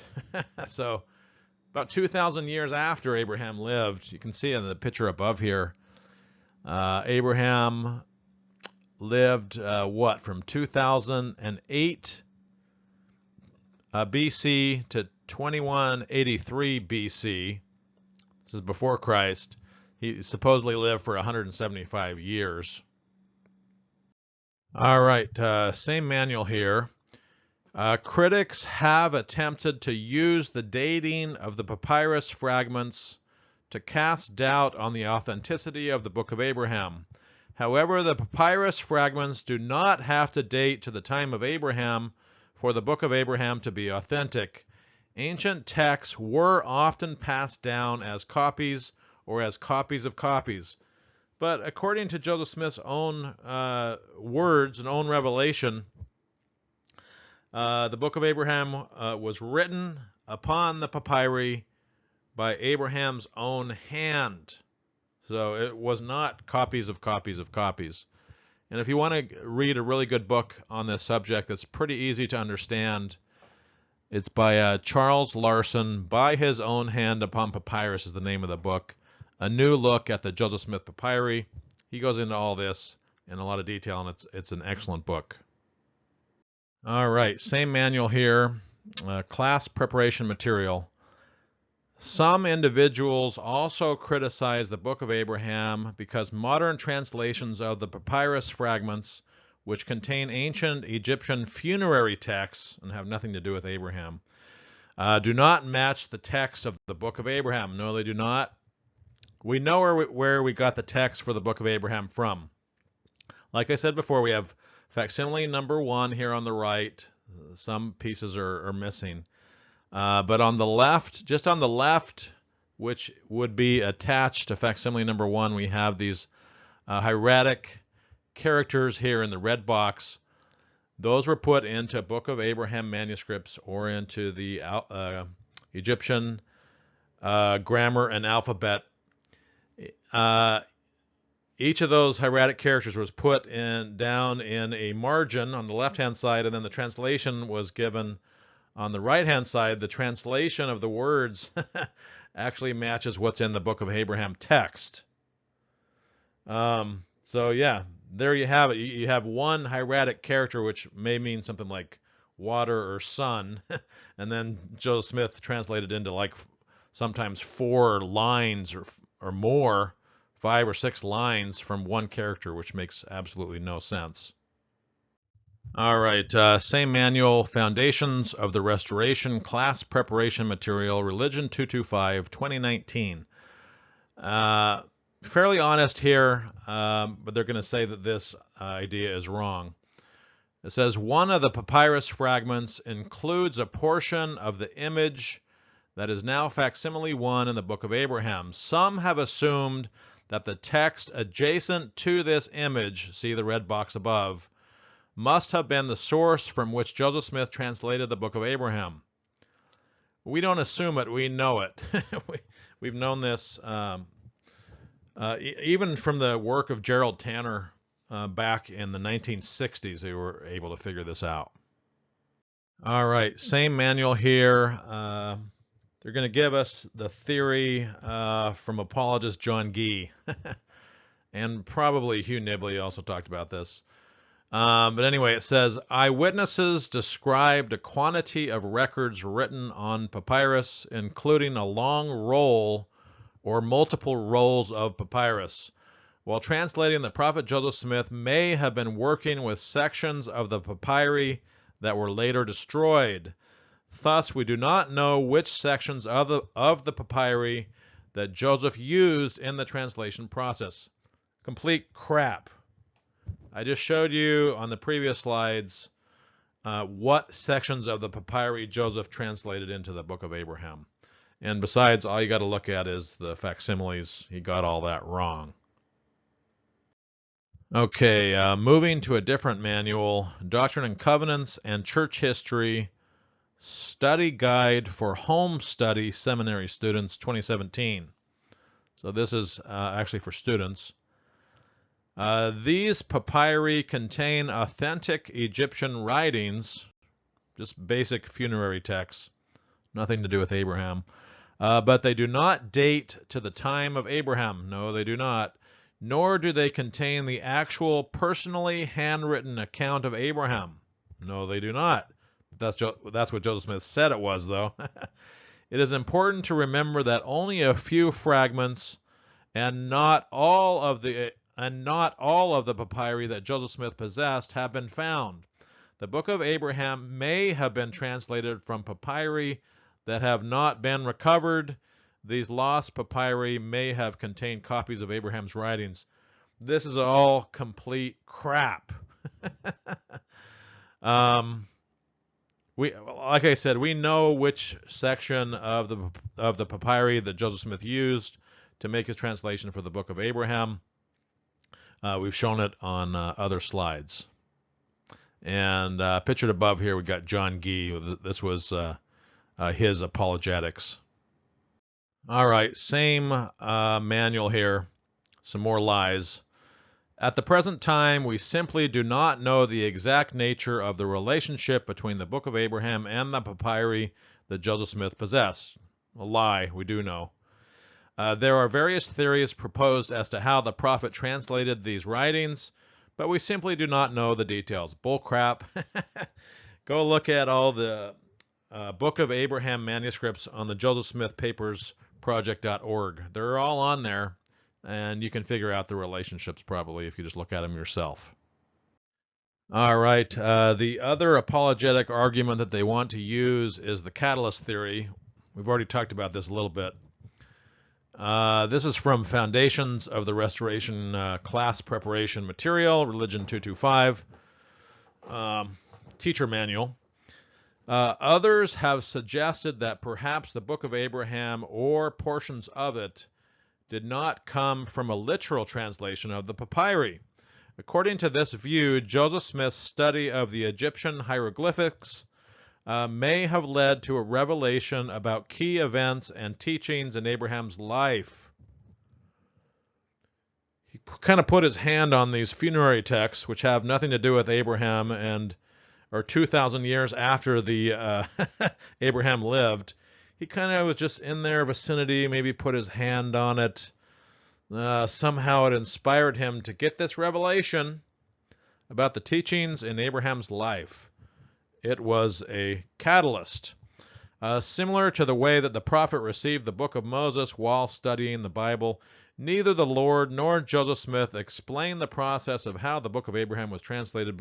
We have all the documents, though, to show how it was.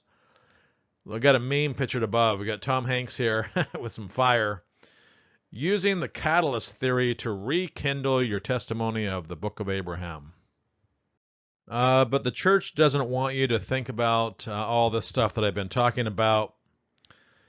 They want you to have faith, study the book of Abraham in prayerful study, get your own revelation, of course, as long as it matches the revelation of the general authorities. And these things are the greatest evidence that the book of Abraham is true. Faith, prayer, revelation from the Holy Ghost. Don't use your reasoning. Don't listen to me. Okay, so it says in the direct words here, a belief in the truthfulness of the contents of the book of Abraham is primarily a matter of faith. A divine witness of its teachings through prayerful study and revelation from the Holy Ghost is the greatest evidence that it is true. All right, same manual here. Where can I learn more about the Book of Abraham? Dr. Kerry Molstein, a trained Egyptologist, he's a Mormon guy. He's going to give the same apologetics that we've kind of gone over already. He discusses the Book of Abraham and provides a meaningful testimony of the importance of relying on revelation as we seek to acquire spiritual knowledge. So, use the power of the Holy Ghost to get your own revelation that the Book of Abraham is true. That's how you acquire spiritual knowledge. Don't use your reasoning skills, and don't listen to critics. All right, so what are the approved sources for studying the Book of Abraham? According to the Foundations of the Restoration Class Preparation Material, Religion 225, 2019 manual. Well, gospel topics essays, just like with other subjects we've talked about.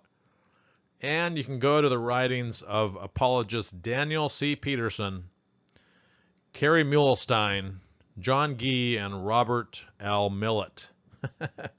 Don't go to Dan Vogel. Don't go to Robert Rittner. Don't go to Professor Wood, who we talked about. Just trust the church's sources. All right.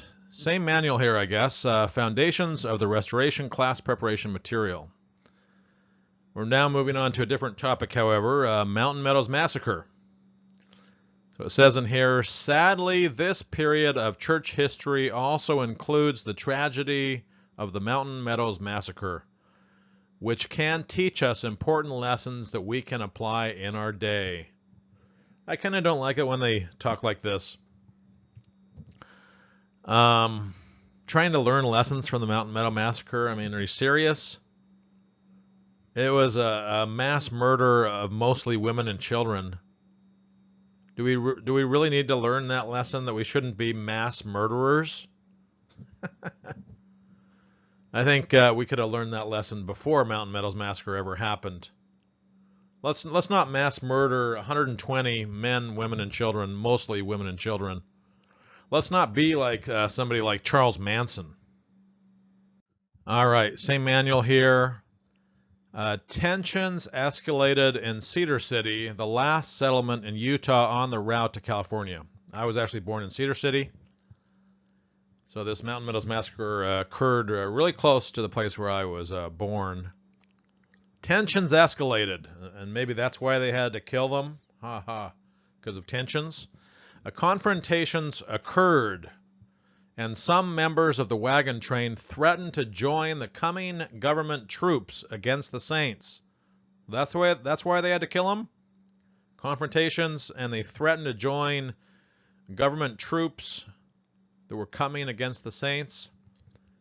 I don't think that was one of the primary reasons why Mountain Meadows Massacre happened. After the wagon company left town, some of the settlers and leaders in Cedar City wanted to pursue and punish the men who had threatened and offended them. I'm not really buying all this context. Okay, Doctrine and Covenants and Church History, Study Guide for Home Study Seminary Students 2017 manual. In there it says, some members of the wagon train became frustrated because they had a difficult time purchasing much needed supplies and grain from the saints who had been instructed to save their grain. So this is why the wagon train became frustrated, because they couldn't get grain. And then it led to all these confrontations with the saints. Kind of doubt that this was the primary reason why all this happened. The immigrants also came into conflict with the saints, who did not want the wagon train's horses and cattle to consume food and water resources the saints needed for their own animals. So the wagon train was eating up their horses and cattle were eating up their food and water. I don't think that was a primary reason either. I think, and I'll give you just a little summary here of what I think. I read Will Bagley's book, Blood of the Prophets, which is the best book on the subject. I think the saints were pissed off the assassination of Joseph Smith and Hiram Smith, and they wanted revenge. This wagon train was from Arkansas, and Parley P. Pratt was recently killed there. And the church, and I think it was ordered by Brigham Young, that's what Will Bagley says too if you watch interviews from him. I think the church wanted to get revenge for the assassination or killing of Parley P. Pratt in Arkansas, and they thought this wagon train had something to do with it. And those are the main reasons I believe that it happened. All right, Foundations of the Restoration Class Preparation Material Manual. As the immigrants were walking toward Cedar City, the Mormon militiamen turned and fired on them. Some Indians, recruited by the settlers, rushed from hiding places to join the attack. So that's a little more honest than what they've been in the past.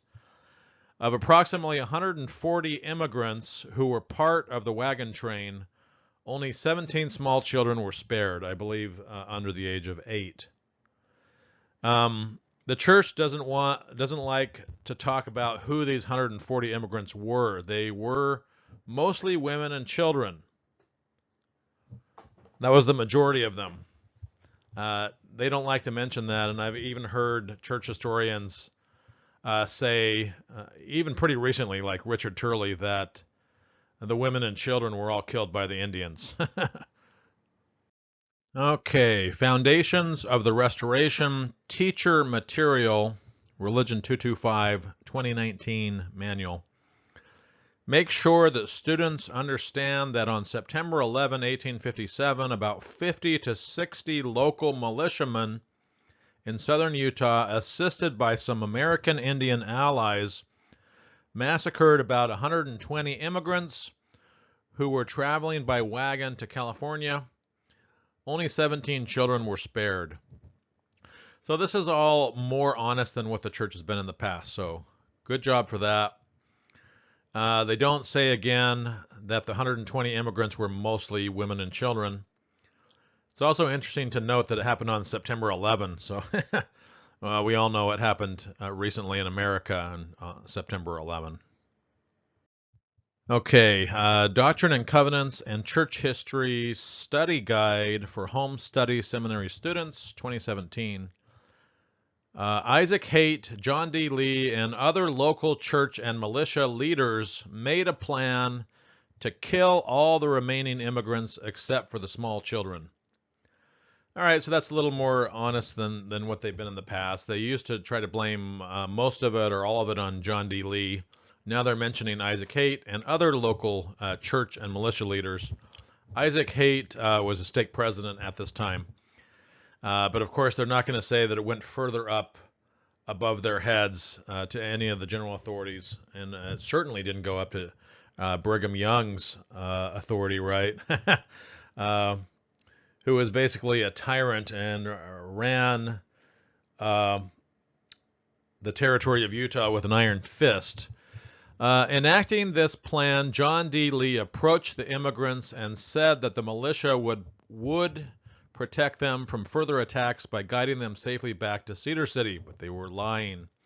As the immigrants were walking towards Cedar City, the militiamen turned and fired on them. Some Indians rushed from the hiding places to join the attack, and that was all pre-planned and orchestrated. Of approximately 140 immigrants who were part of the wagon train, only 17 young children were spared, and of course mostly women and children. All right, Foundations of the Restoration Teacher Material, 2019 manual. Explain that because some local church members and leaders were responsible for the planning and carrying out of the Mountain Meadows Massacre, that some people have allowed this event to negatively affect their view of the church. Oh, really? Some people that don't like the mass murder of women and children think about the church in a negative ways because of this. Wonder why. Of course, they're going to say that this was just local church members, did not go up the hierarchy, did not go up to Brigham Young. I've already expressed my opinion and that of Will Bagley's about this. So that's a big problem. Also, there was a massive cover-up. And I did a whole video about this. It's called Mountain Meadows Massacre, the cover-up. I think that's the title of it. But they're more honest now than they've ever been. They're still not totally honest. The video I made regarding the cover-up explains all of the documents that have been destroyed. Basically, nowadays, there is no way to link the Mountain Meadows Massacre up the hierarchy to the general authorities and Brigham Young, because there's so many documents and journal pages and other things that were destroyed, unless there's some document that hasn't been found that can link Brigham Young, which I think is pretty unlikely that anything will ever be found, because the church has spent millions of dollars trying to find everything. Now, there might still be something out there, but I kind of doubt it. Okay, Doctrine and Covenants and Church History Study Guide for Home Study Seminary Students, 2017. It says, why is it important to realize that the wrong actions of some church members do not determine the truthfulness of the gospel? And then I ask the question here, what if it was ordered by Brigham Young?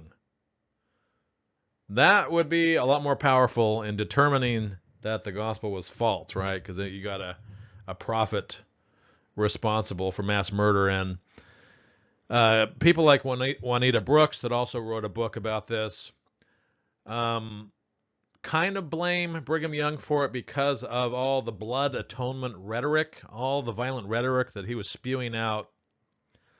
But yeah, that's kind of not direct blame for Brigham Young, but he's kind of creating the environment where something like this could take place. And this whole idea of blood atonement is something the church really doesn't want to talk about it. They didn't talk about it much in the Massacre at Mountain Meadows book that they put out by Turley et al. And here is the cover for Blood of the Prophets by Will Bagley. Brigham Young and the Massacre at Mountain Meadows. Great book. All right, so what are the approved sources for studying the Mountain Meadows Massacre according to the Foundations of the Restoration Class Preparation Material Manual?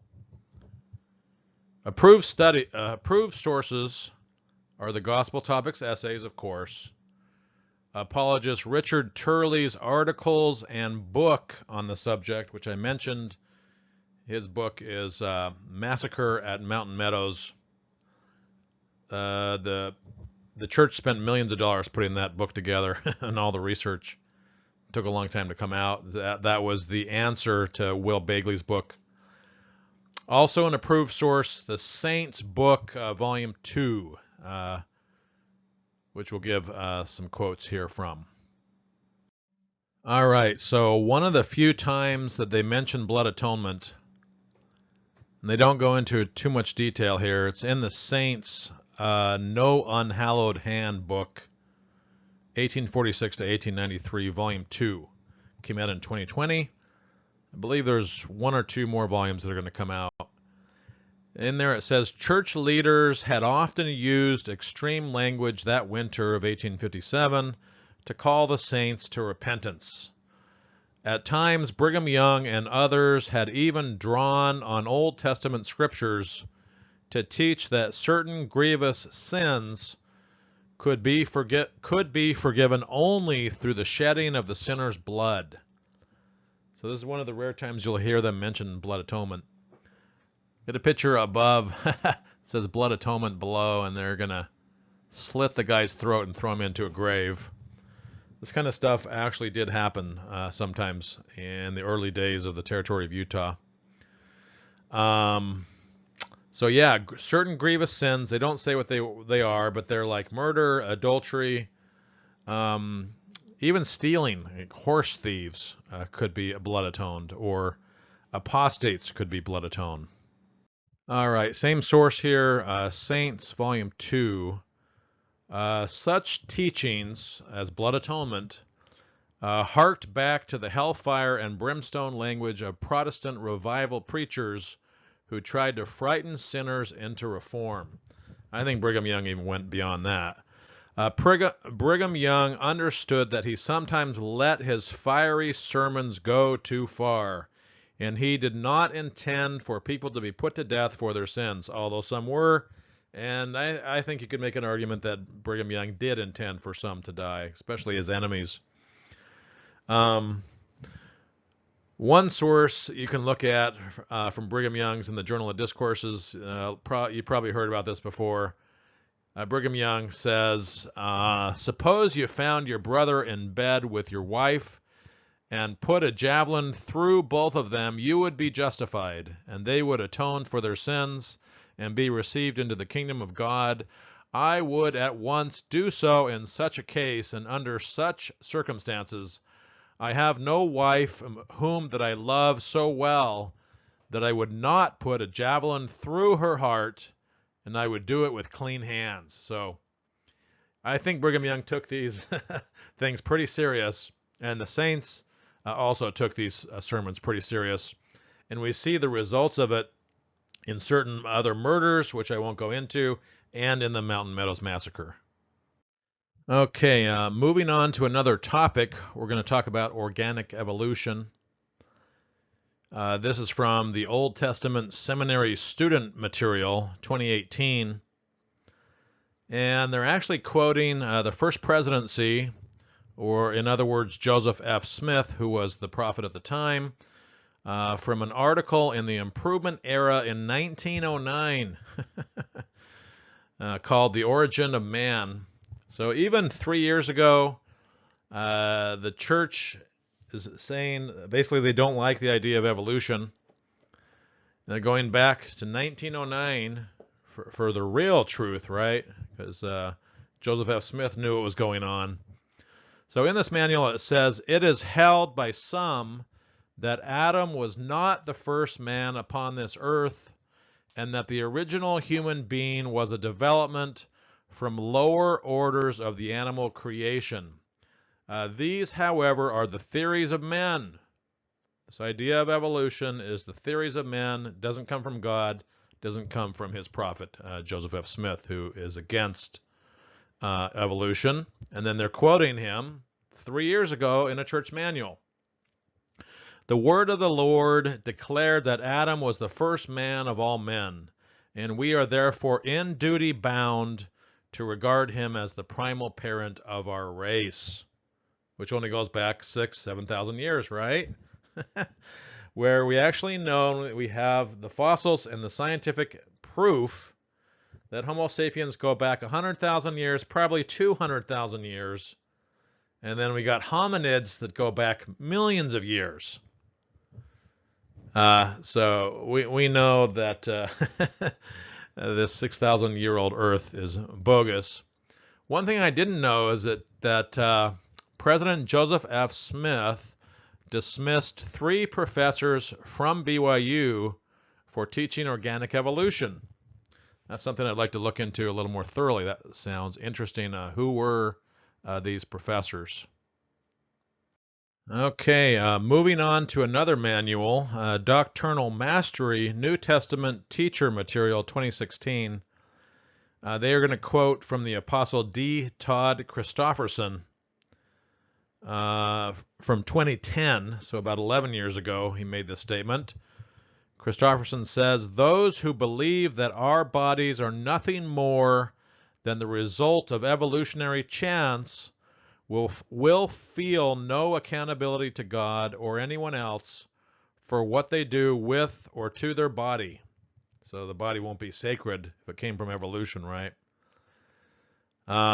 So the body has to be something more than the result of evolutionary chance. So I would imagine he was saying this in the October General Conference, and then it was published in the Ensign, the next month in 2010, about 11 years ago.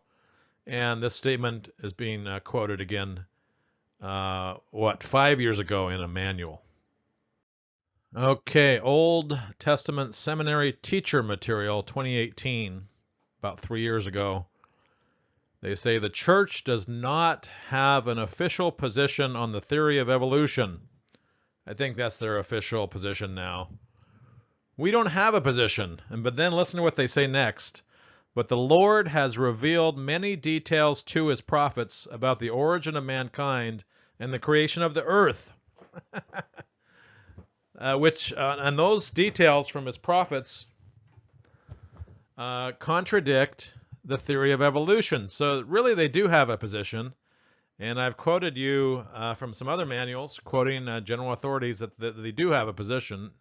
They just kind of try to weasel their way out of the conversation. They don't really want to talk about it because when they say, "Oh, we don't have an official position." Ensure that this discussion is based on truth taught by prophets and not led by the theories or opinions of men or scientists. Help students avoid speculation or conjecture that could lead to contention during the discussion. I believe even in the Doctrine and Covenants it says the earth is 6,000 years old, or at least that man has been around for 6,000 years. All right, so I found a few more quotes. These are not in the manuals from general authorities. This one is from Apostle Boyd K. Packer at BYU in 1988. He says, "It is my conviction that to the degree that the theory of evolution asserts that man is the product of an evolutionary process, the offspring of animals, it is false!" Exclamation.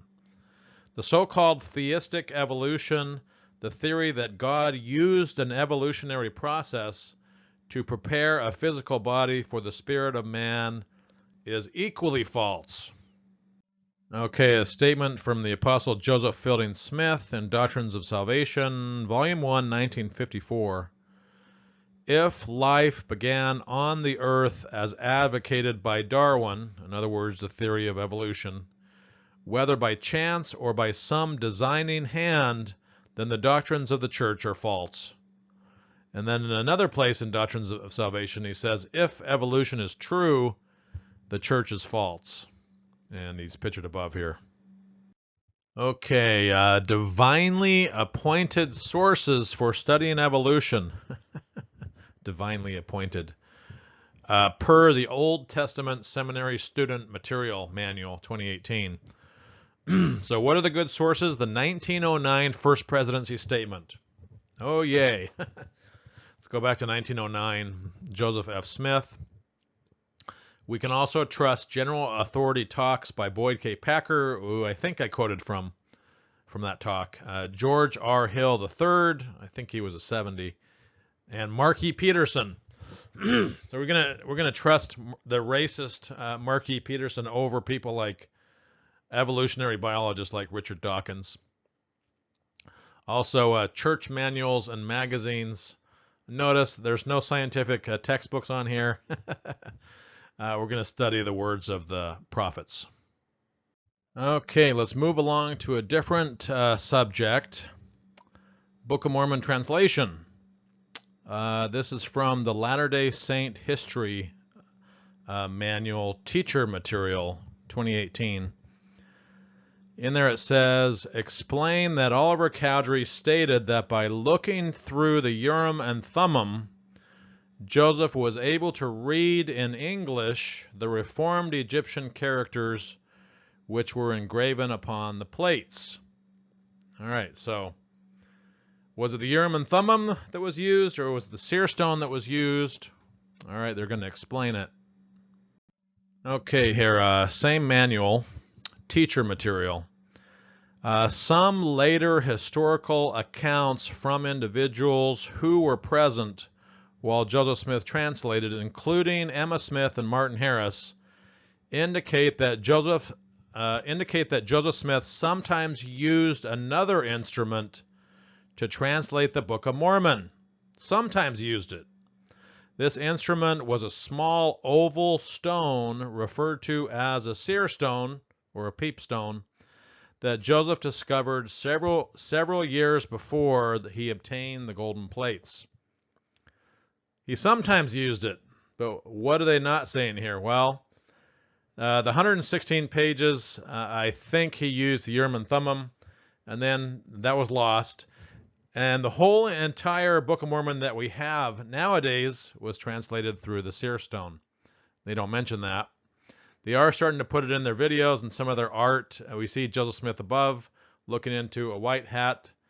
Doesn't have his head into the hat, but he's kind of looking into it with his hand over it, looking down at his seer stone in that hat, and the words apparently would appear on the seer stone.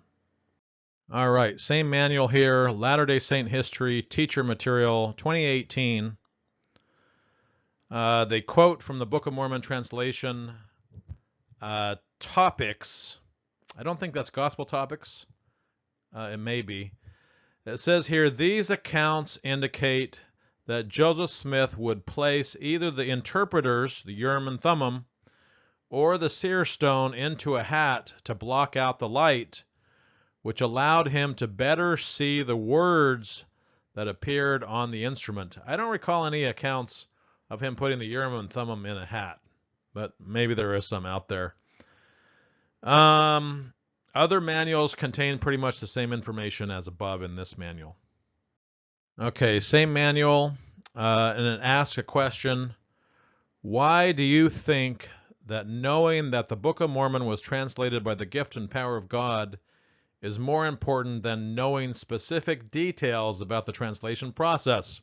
Because they don't want you to really think about these specific details, because it looks pretty corny to have this white hat and a seer stone in the bottom of it, looking into it to translate the Book of Mormon. That just seems corny, mystical, magical, and for a long time, general authorities would lie about this, that people like Joseph Fielding Smith would say, oh, no, he never did use that seer stone, and we'll get to some of those quotes. Okay, same manual, teacher material, Religion 341, 2018. We should avoid speculating about details that the Lord has not revealed or that are not supported by reliable historical sources. We got a lot of historical sources that explain how he translated the Book of Mormon with his seer stone, the whole book that we have. If students desire to know more about the translation of the Book of Mormon, it is appropriate to point them to reliable sources of information. Don't read D. Michael Quinn's book, Early Mormonism and the Magic Worldview. No, that's not reliable.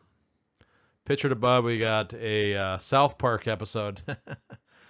Joseph looking into his hat, looking into his seer stone, and then a scribe writing stuff down.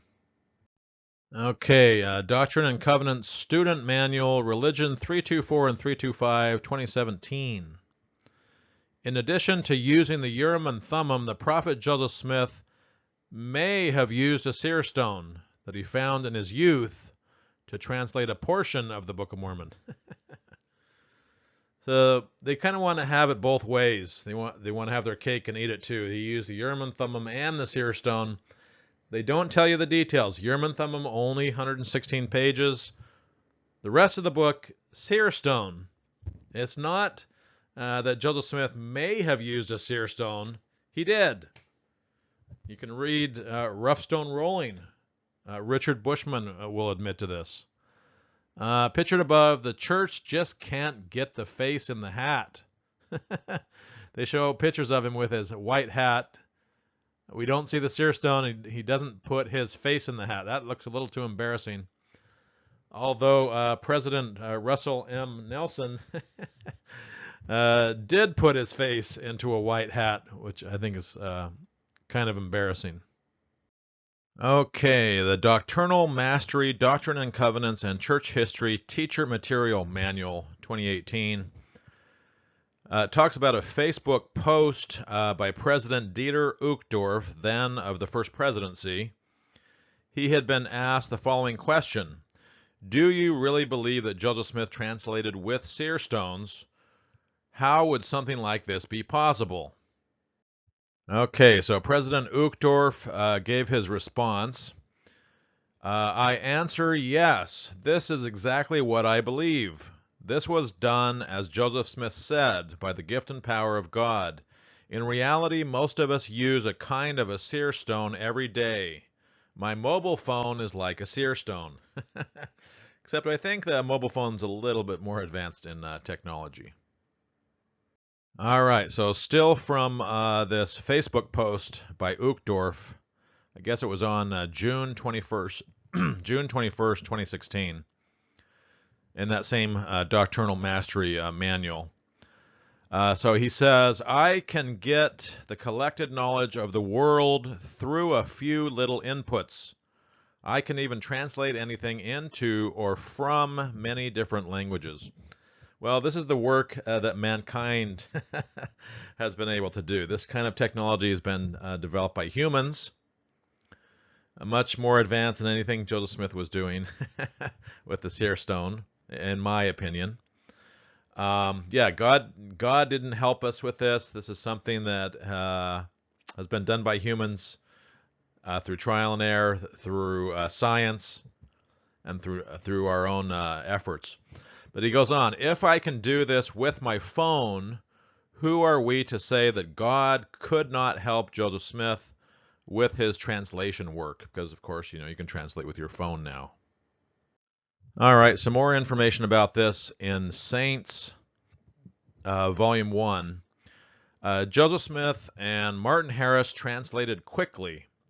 Joseph was growing into his divine role as a seer and a revelator, looking into the interpreters, aka Urim and Thummim, or another seer stone. He was able to translate whether the plates were in front of him or wrapped in one of Emma's linen cloths on the table. So they they want to bring this idea forward that he used both the Urim and Thummim and the Seer stone for the Book of Mormon that we have, and I've already gone over that. That's not true. All right, Saints Volume 1 again, being a little more honest here. Often Joseph Smith, found a single seer stone to be more convenient.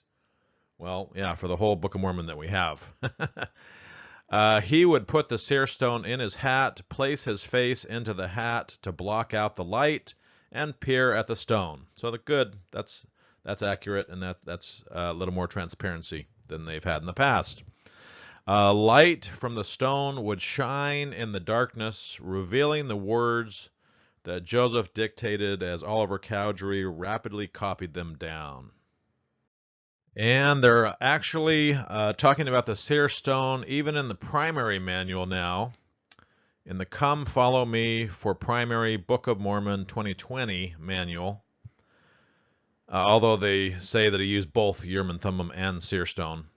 So they say, explain that the prophet Joseph Smith was a seer. Ooh, all the kids are like, what is a seer? The Lord gave him tools called the Urim and Thummim and a seer stone to use in translating the Book of Mormon. But of course, these general manuals that are more for the general church membership, they don't go into as much of the controversial detail as do the Institute and seminary manuals. All right, a different manual for the general membership.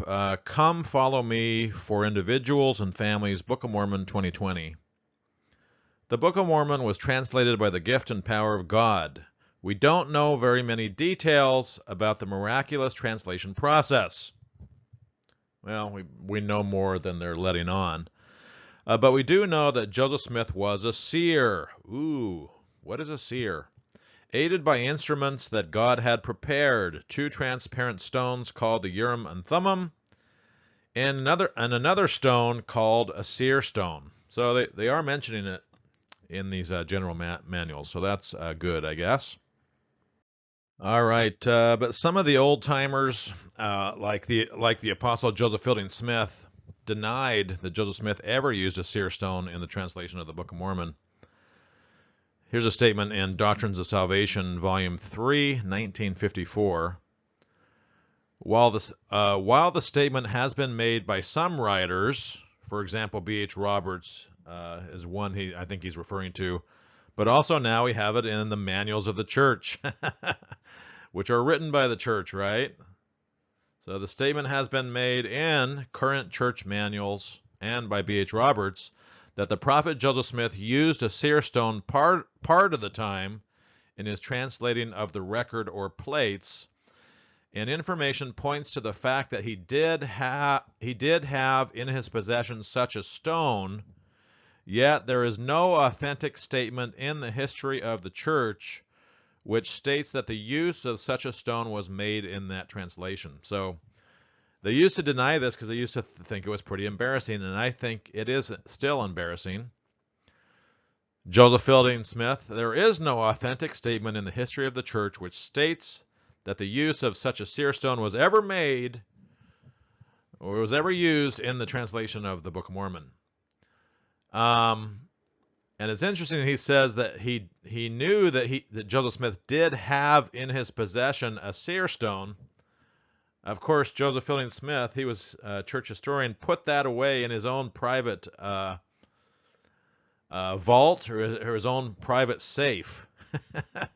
And the church didn't admit that they had this stone until a long time later. And people like LeGrand Richards denied that they had the stone. So it's, again, a bunch of lies from the past. Okay, so the Apostle Joseph Fielding Smith continues here in the same account.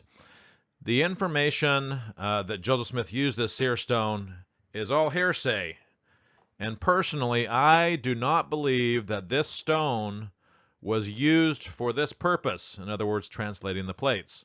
The Urim and Thummim were preserved for this very purpose of translating the record. That's been the traditional narrative, and you see Joseph Smith with the Urim and Thummim in all the previous artwork, or you see him just kind of running his hand along the golden plates, translating it somehow. But now they've been forced by historians to change this artwork and have the white hat and the stone, etc. All right. The Apostle John A. Widstow also denied that Joseph Smith used the seer stone for translating the Book of Mormon. This is from Joseph Smith's Seeker After Truth, Prophet of God, 1951 book. Widstow says, the charge of crystal gazing came, of course, from Joseph Smith's use of the seer stone. It's kind of similar, right? Crystal balls, seer stones. And then he says, though there is no evidence that he, Joseph Smith, used the seer stone in sacred work. In other words, he didn't use it to translate the plates. This is what they used to say. All right, moving on to a different topic, blacks and the priesthood. Doesn't get any easier here for the church. The manual is Doctrine and Covenant Student Manual, Religion 324 and 325, 2017. It says, early in its history, the church leaders stopped conferring the priesthood on black males of African descent. Church records offer no clear insights into the origins of this practice. That's BS. We know the origins of the practice. Joseph Smith was racist. Read the Book of Mormon. They cursed the Lamanites with a dark skin. Brigham Young was even more racist. Go back and read some of the stuff he said in the Journal of Discourses. We know the origins of this. It was because of racism, which was prevalent at the time in their culture. But, Brigham Young was even a lot more racist than the average person. And pictured above, we have a meme, letter from the first presidency that says it a little bit different. It says, from the days of the prophet Joseph Smith, even until now, it has been the doctrine of the church, never questioned by any of the church leaders, that the Negroes are not entitled to the full blessings of the gospel. It's a doctrine of the church. Maybe that's the origins of it. They made it a freaking doctrine. It's all through the Book of Mormon. It's even in the Pearl of Great Price that the priesthood was to be denied to the lineage of Canaan, who were black. This is a letter from the first presidency. It's kind of hard to read. I think to a Dr. Lowry Nelson. It looks like George Albert Smith was the president at the time, David O. McKay, a counselor, and J. Reuben Clark, a counselor. All right, so in a different manual, they basically say the same thing. Foundations of the Restoration Teacher Material, Religion 225, 2019. Emphasize, of course, as the teacher, that it is appropriate to explain to others that we do not know why the priesthood and temple restrictions began. We just don't know. And then you see this tactic used in other places in this video, in these manuals. They're going to this place of, we just don't know. That's kind of a safe place to be, and they don't comment. We don't know why. Yeah, we just don't comment. All right, we now have an official church statement given in 2012, part of which shows up in the Doctrine and Covenant Student Manual, Religion 324, 325, 2017. So this official church statement says, the origins of priesthood availability are not entirely clear. Well, we just don't know what happened. Some explanations with respect to this matter were made in the absence of direct revelation. For instance, the blacks were less valiant in the pre-existence and the curse of Cain. I put that in there, for example. But that kind of stuff was revealed. It was a doctrine, as we talked about. The curse of Cain is in the Pearl of Great Price. The curse of the Lamanites is all through the Book of Mormon. So if it's in your canonized scripture, it was probably doctrine. But now they're going to say it's not, and there was no revelation on the matter. Yeah, tell that to Brigham Young. And references to these explanations are sometimes cited in publications. this less valiant and the pre-existent and curse of Cain and stuff. Yeah, like the Book of Mormon and the Pearl of Great Price, I will add, which is doctrine. These previous personal statements do not represent church doctrine. Well, do your scriptures represent church doctrine?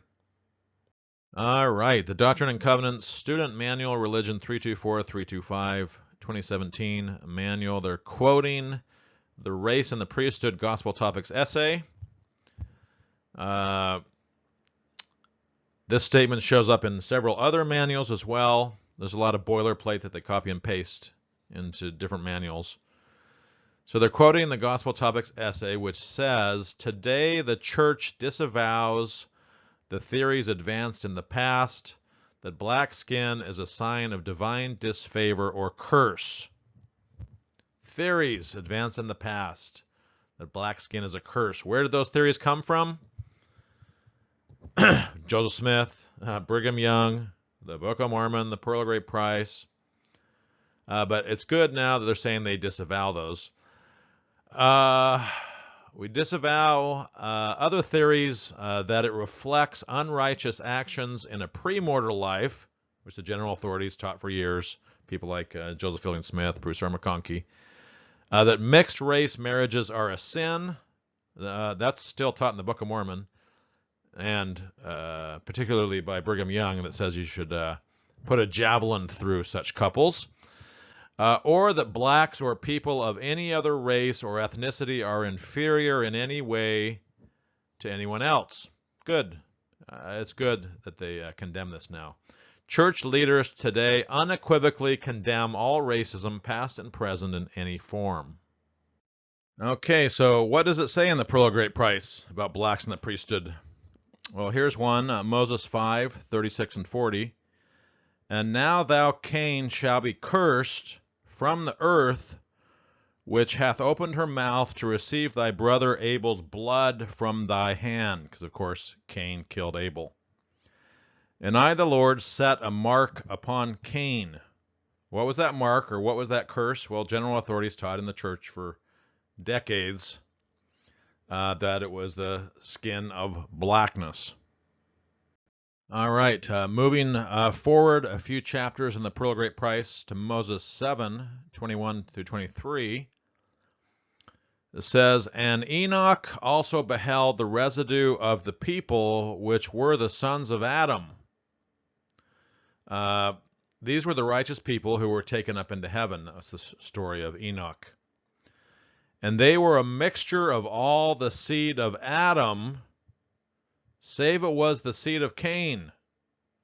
So these people that were taken up into heaven were a mixture of the seed of Adam, except the seed of Cain was not part of that mixture that was taken up into heaven. "For the seed of Cain were black, and had not place among them." Pretty direct there, right, in the Pearl of Great Price. What was the curse? What was the mark? Why couldn't they be taken up into heaven?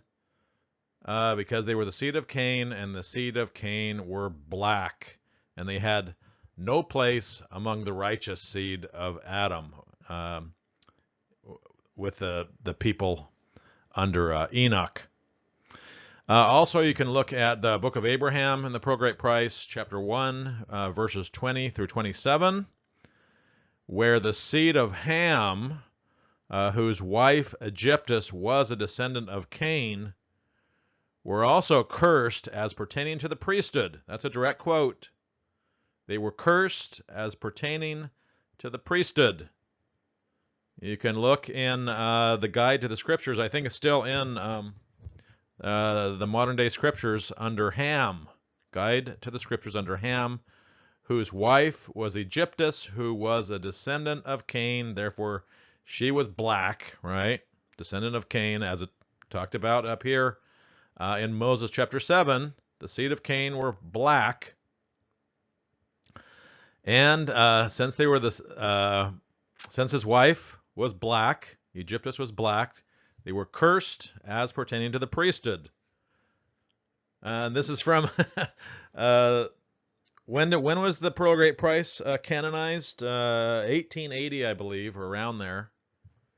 This was Doctrine of the Church. All right. Doctrine and Covenants, Student Manual, Religion 324-325, 2017. Again, quoting the Race and the Priesthood Gospel Topics essay. They say, President Brigham Young said that at some future day, black church members would have all the privilege and more enjoyed by other members. Okay, at some future day. Well, what was this day?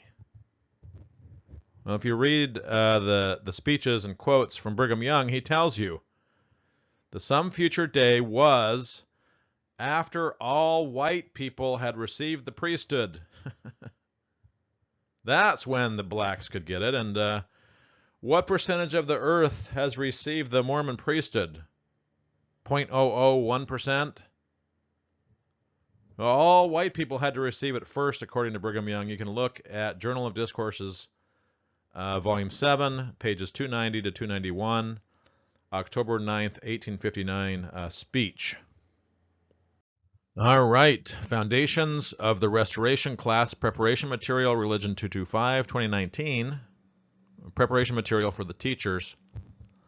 Over the years, some church leaders and members suggested reasons for why the priesthood and temple restrictions had been introduced. Reasons such as blacks were less valiant in the pre-existence and the curse of Cain. I put that in there. What church leaders suggested this? Prophet Brigham Young, Apostle and Prophet Joseph Fielding Smith, Apostle Bruce R. McConkey. They don't like to give names. However, these statements were given as opinions and do not represent church doctrine. BS. It's in the Book of Mormon and Pearl Great Price. And the church used to say that it was a revelation, it was a commandment, it was a doctrine. Here's another one, another case of this, a statement by the First Presidency, August 17, 1949. Looks like George Albert Smith again was the president. I think we've quoted from this statement previously on a different slide, but they say, the attitude of the church with reference to the Negroes remains as it has always stood. It is not a matter of the declaration of a policy, but of a direct commandment from the Lord. So completely contradicts what they're saying here in this manual. All right, a statement in Saints, Volume 2, came out in 2020. Brigham Young shared some of these views. What were the views they were talking about? Well, that blacks are inferior, that they have the curse of Cain, etc. So we kind of admit it here in the Saints, Volume 2. They're very brief on this kind of stuff, however. Okay, the Teacher Manual, Foundations of the Restoration, Teacher Material, Religion 225, 2019. Says, why do you think that it is important to avoid speculating about previously given reasons for why the priesthood and temple restrictions existed? This is the question, I guess, they're asking to the teacher. Maybe you can ask this to the class. Why avoid speculating about the reasons given? Because they're moving away from those reasons. They don't like those reasons anymore. Those reasons are very racist. They want to become a less racist church. To totally get there, though, they're going to have to change their scriptures. So I don't know how they're going to do that. Maybe they can come out with a new scripture, which I've often thought they should do. Come out with a sealed portion. Come out with a new modern-day scripture that really appeals to the youth. Don't know if they will ever do that. But we have kind of an opposite statement here by the Apostle Alvin R. Dyer in 1962. He says, the reason that spirits are born into Negro bodies is that those spirits rejected the priesthood of God in the pre-existence. They were less valiant. This is the reason why you have Negroes upon the earth, because they rejected the priesthood in the pre-existence. Pretty racist stuff. Okay, a New Testament Seminary Teacher Manual 2016. Make sure that your students respond to the question of changing church practice rather than speculating on possible reasons for the priesthood restriction. Respond to the question of changing church practice. It wasn't a practice. They're talking here about the racial priesthood ban. It wasn't a practice like we've gone over. It was a doctrine. And now they don't want to speculate on the reasons. Also, do not speculate on why the priesthood restriction was in place, since these reasons have not been revealed. Well, that's a lie. We know the reasons, and we've gone over them. All right. Come Follow Me for Individuals and Families Manual 2021. In there it says, many church members of African descent trusted God when the church withheld priesthood ordination and temple ordinances from them.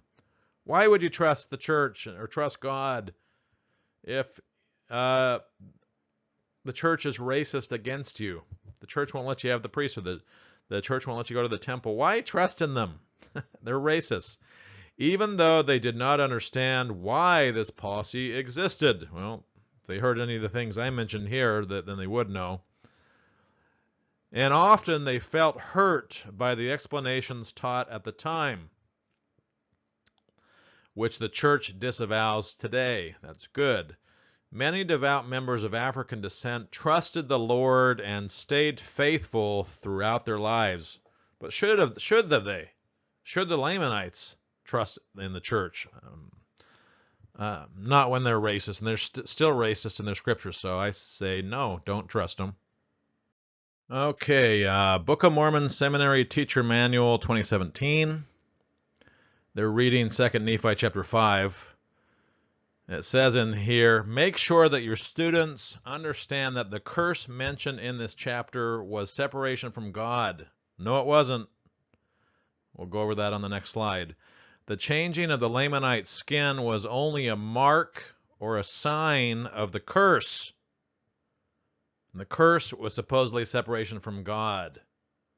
No, it wasn't. We're going to go over that. Okay, the Come Follow Me for Individuals and Families Book of Mormon 2020 manual says something similar, and we'll go over why this is wrong on the next few slides. 2 Nephi 5, 20 through 21. What was the curse that came upon the Lamanites? This is the question that's asked in the manual.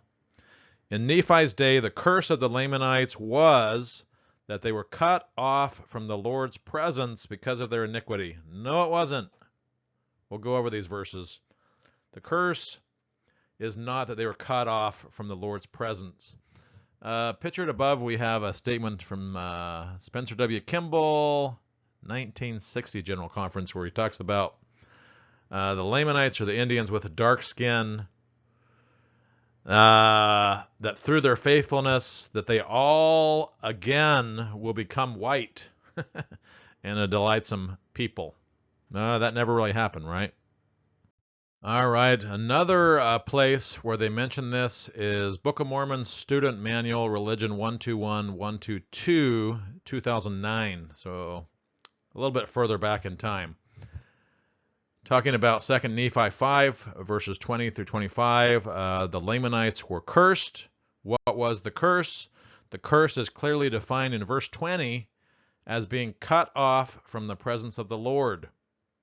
All right, so let's look and see what it says in verse 20. Does it even mention a curse?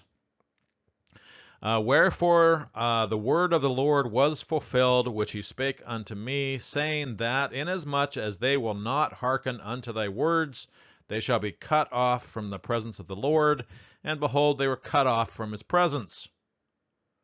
This was supposedly the curse. Notice that the word curse doesn't even show up in this verse. This is a whole spin tactics that they're using. Okay, Book of Mormon Student Manual, Religion 121, 122, 2009 again, says, what caused the curse? According to verse 21, the cause of the curse came because of their iniquity and hardened hearts. A cause of the curse. Since the days of Adam's fall, wickedness has resulted in being cut off from the presence of the Lord. That's not the curse. Read verse 21 carefully. Here's where they bring in the word curse, not in that other verse 20. So verse 21, it says, "And he had caused the cursing to come upon them, yea, even a sore cursing, because of their iniquity. For behold, they had hardened their hearts against him, that they had become like unto a flint." What color is flint? Well, it's brown or black. So they're probably talking about skin color here, right? "Wherefore, as they were white," and here we know that they're talking about skin color because they're saying they were white, "and they were exceedingly fair and delightsome." Fair is another term for skin color, right? White. That they might not be enticing unto my people, the Lord God did cause a skin of blackness to come upon them. That's the curse. This is the verse they're talking about, the curse. The Lord God did cause a skin of blackness to come upon them. There was no confusion about this in the early days of the church. There was no confusion with Joseph Smith and Brigham Young. They knew what this curse was, and they reflected it in their speeches. All right, Book of Mormon Seminary Teacher Manual 2017. They're going to talk about this rock, this flint, and of course they're going to give a different interpretation of what this verse means, because they're trying to get out of this hole that Joseph Smith dug for themselves of all this racism. So what they say is that the teacher may want to explain that flint is a hard stone, emphasize the hardness of the Lamanites' hearts. So the flint is not representing skin color, even though it mentions that in several other lines that it is about skin color. They're saying this flint represents the hardness of the Lamanites' hearts. Kind of creative there, right? Creative interpretation. And pictured above we have flint. See how it is black. All right, Book of Mormon Student Manual, Religion 121, 122, 2009. This 2009 manual goes into a lot more detail here for this apologetic that the church is using. I think they got away from so much detail in later manuals. So it asked the question, what was the mark or sign that was set upon the Lamanites? Well, the church wants you to believe that the dark skin was a mark or a sign and not a curse. They want to call it a mark. They want to call it a sign. They don't want to call it a curse because calling it a curse is a lot worse, makes them look a lot more racist.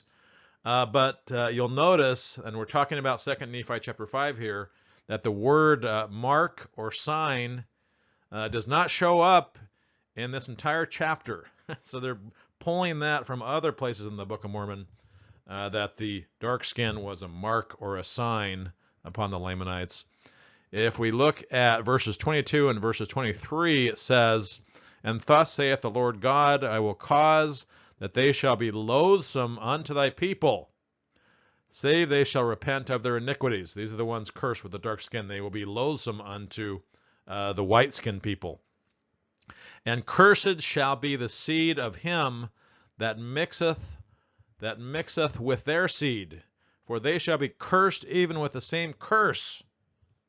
All right, so here it's very clear what the curse is. The curse will come upon you if you mix with the black or the dark people. The curse will come upon you when you mix with their seed. So in other words, intermarriage with dark-skinned Native Americans led to offspring with dark skin, so the offspring would also have the curse. All right, Book of Mormon Student Manual, Religion 121, 122, 2009. Gives a statement here about these dark-skinned Lamanites. This statement also shows up in a lot of other manuals, including the Come Follow Me, which is for the general membership. But it says, the Book of Mormon also states that a mark of dark skin came upon the Lamanites after the Nephites separated from them. Notice, the dark skin is a mark. It's not a curse, according to the church's apologetics here. The nature and appearance of this mark are not fully understood. Read the Book of Mormon. Read the verses that we've gone over carefully. The nature and appearance of this mark are fully understood, yes. The mark is also the dark skin, the black skin.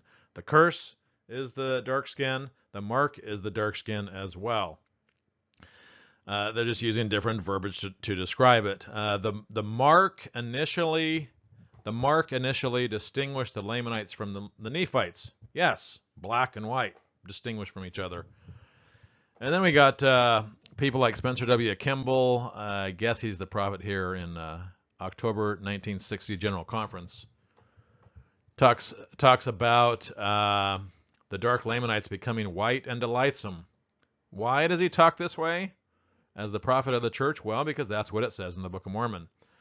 The dark will become white and delightsome. So he says, the little member girl, 16, sitting between the dark father and the mother, and it was evident that she was several shades lighter than her parents.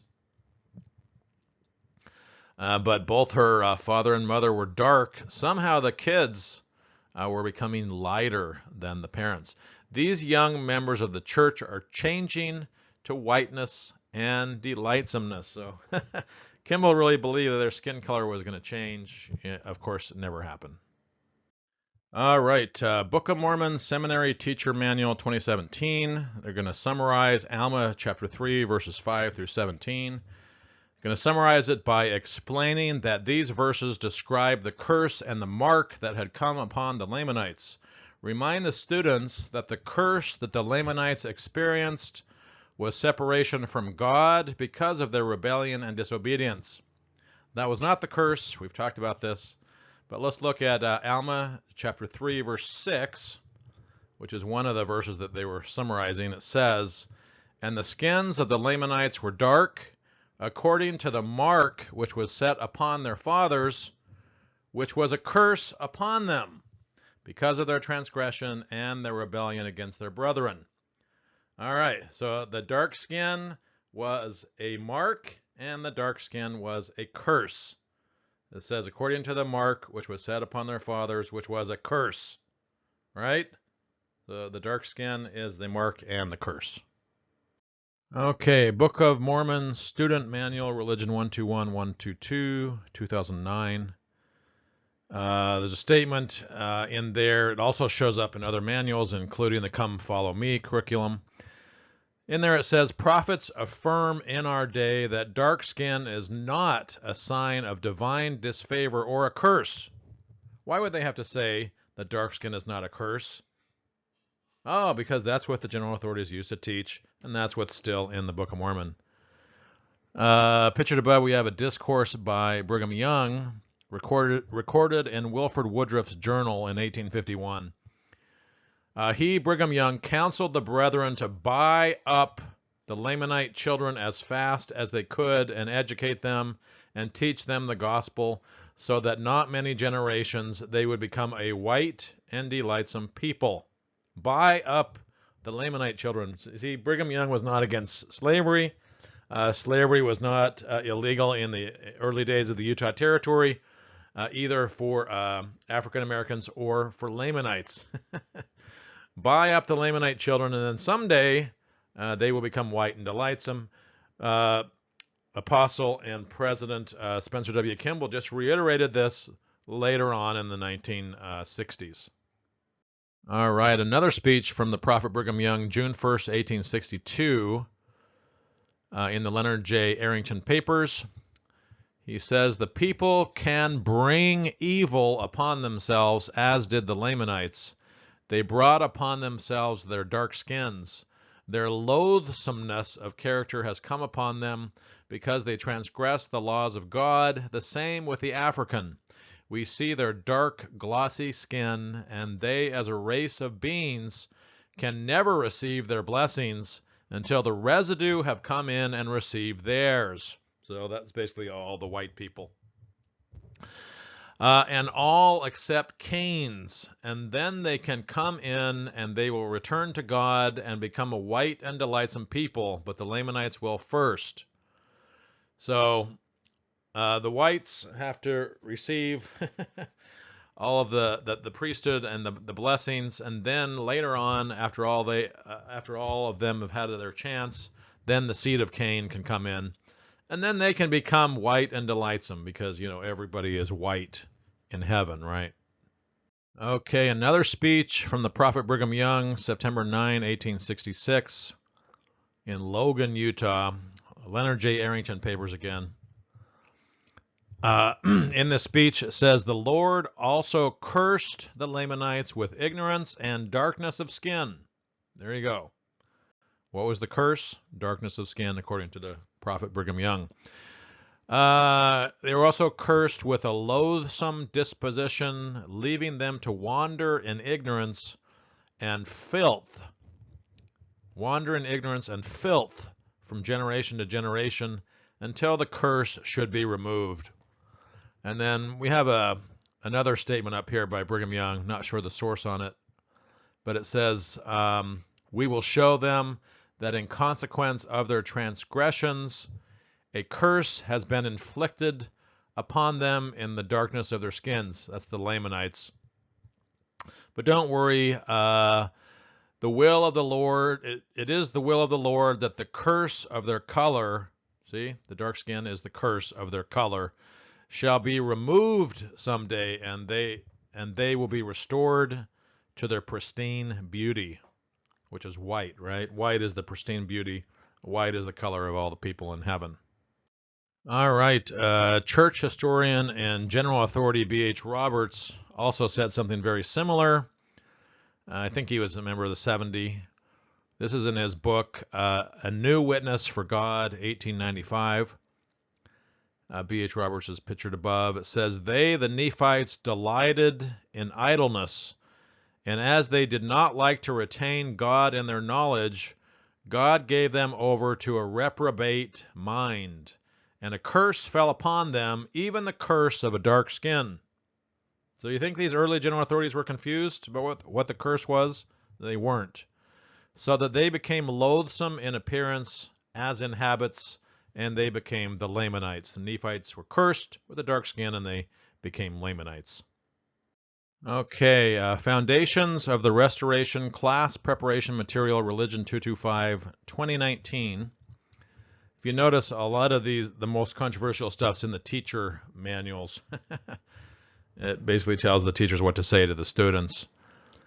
So in this manual, it says, "The various accounts of the first vision tell a consistent story, though naturally they differ in emphasis and detail." They don't really tell a consistent story. We'll go over some of the details.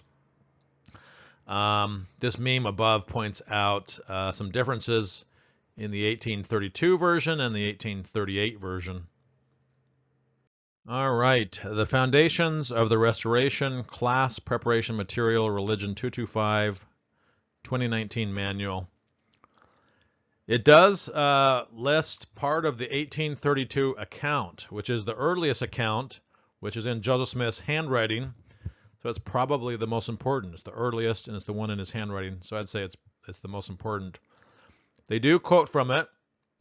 But there's one huge difference between this version of the first vision and the one that's canonized in the Joseph Smith history in the Pearl of Great Price.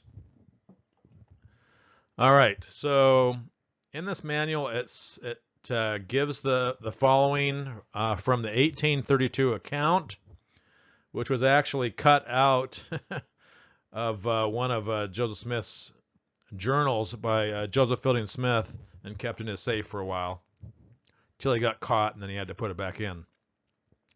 Okay, so they're going to quote here from the 1832 account. "A pillar of light above the brightness of the sun at noonday came down from above and rested upon me. I was filled with the Spirit of God, and the Lord opened the heavens upon me, and I saw the Lord. Behold, I am the Lord of glory. I was crucified for the world," he says. Now you notice in the canonized account, he saw Heavenly Father and Jesus. This first account, he says he only saw the Lord. And then it says, I was crucified for the world, so we know that it's Jesus. He only saw Jesus. So yeah, Joseph Smith only saw Jesus in this account. The manual doesn't talk about this, but at least they give the account. Probably most of the seminary students are not going to be able to point this out on their own. They're probably half asleep. Probably not paying attention in enough detail to really catch this. Okay, Foundations of the Restoration, Teacher, Material, Religion 225, 2019. They seem to ignore the 1832 account here and just say, it is according to the canonized version, that God the Father and his Son, Jesus Christ, appeared to Joseph Smith in 1820. That's the official version of the church. We've already gone over what it says in the 1832 earliest version of the first vision. All right, same manual here. Remember, this is the teacher material, so the students don't see this. So if the teacher doesn't mention this to the class, they're not going to know about it. But it is a pretty interesting admission, and is definitely more transparent than what they've been in the past. Says, some people attempt to dismiss the first vision because of differences in the various accounts. For example, the 1832 account uses the title the Lord instead of referring to Heavenly Father and Jesus Christ separately. So that's a pretty big step there in this manual. All right, so let's talk about a few things that do not show up in any of the manuals. As far as I can tell, none of these manuals talk about the Adam God doctrine. Also, there is no church essay on the subject either. There is no gospel topics about Adam God doctrine on the church's website. So gospel topics is different than church essays or the gospel topics essays. Church really doesn't want to talk about this. This is a big problem. It's probably the biggest doctrinal problem the church has. It's something that was taught over and over by Brigham Young. They don't want to deal with it at all in these manuals. They don't want to draw anybody's attention to it. They don't have a church essay or a gospel topics section about this. And if you want to know more, you can watch my video about it, the Adam God cover-up. I have about 5 hours of material on this in that video. There's also a really good book pictured above here called Understanding Adam God Teachings, a comprehensive resource of Adam God materials by Drew Briney, and it has all of the accounts of Brigham Young teaching this doctrine. All right, another issue that they do not mention in any of the manuals is Ethan Smith's View of the Hebrews book, published in 1823.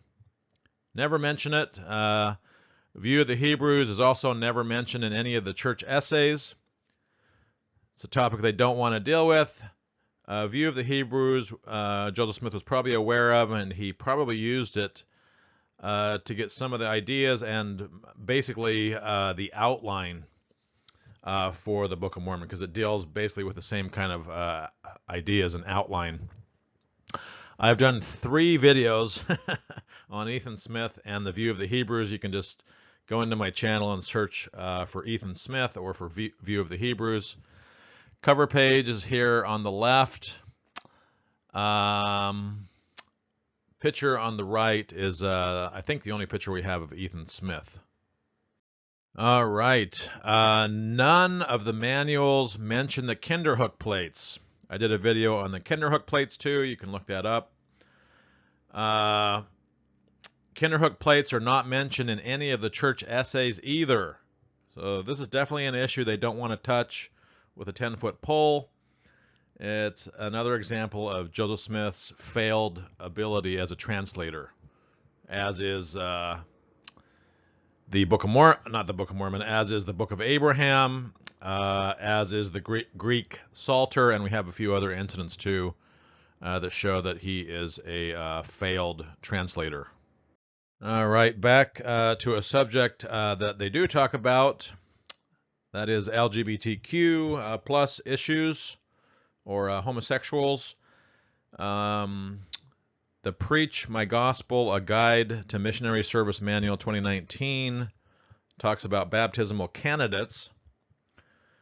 They are to live the law of chastity, which prohibits any sexual relations outside of a legal marriage between one man and one woman.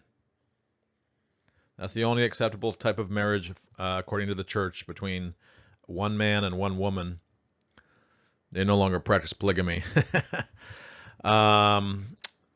Baptismal candidates are not to participate in abortions or homosexual relations. So I don't know if they can repent from abortions or homosexual relations, but I guess if they're currently involved in these things, they are not to be baptized. And of course, if you're a homosexual and you're going to convert to the church, you should just be aware that you'll never be able to get the temple blessings. You'll never really be able to get saved in the celestial kingdom because you can't get married, and you're basically just supposed to be celibate, or get a wife that you're not attracted to. All right, another statement in the same manual, the Preach My Gospel Manual, A Guide to Missionary Service, 2019. They talk about baptismal interview questions that apply. One of the questions is, have you ever participated in an abortion? Another one is, have you ever committed a homosexual transgression?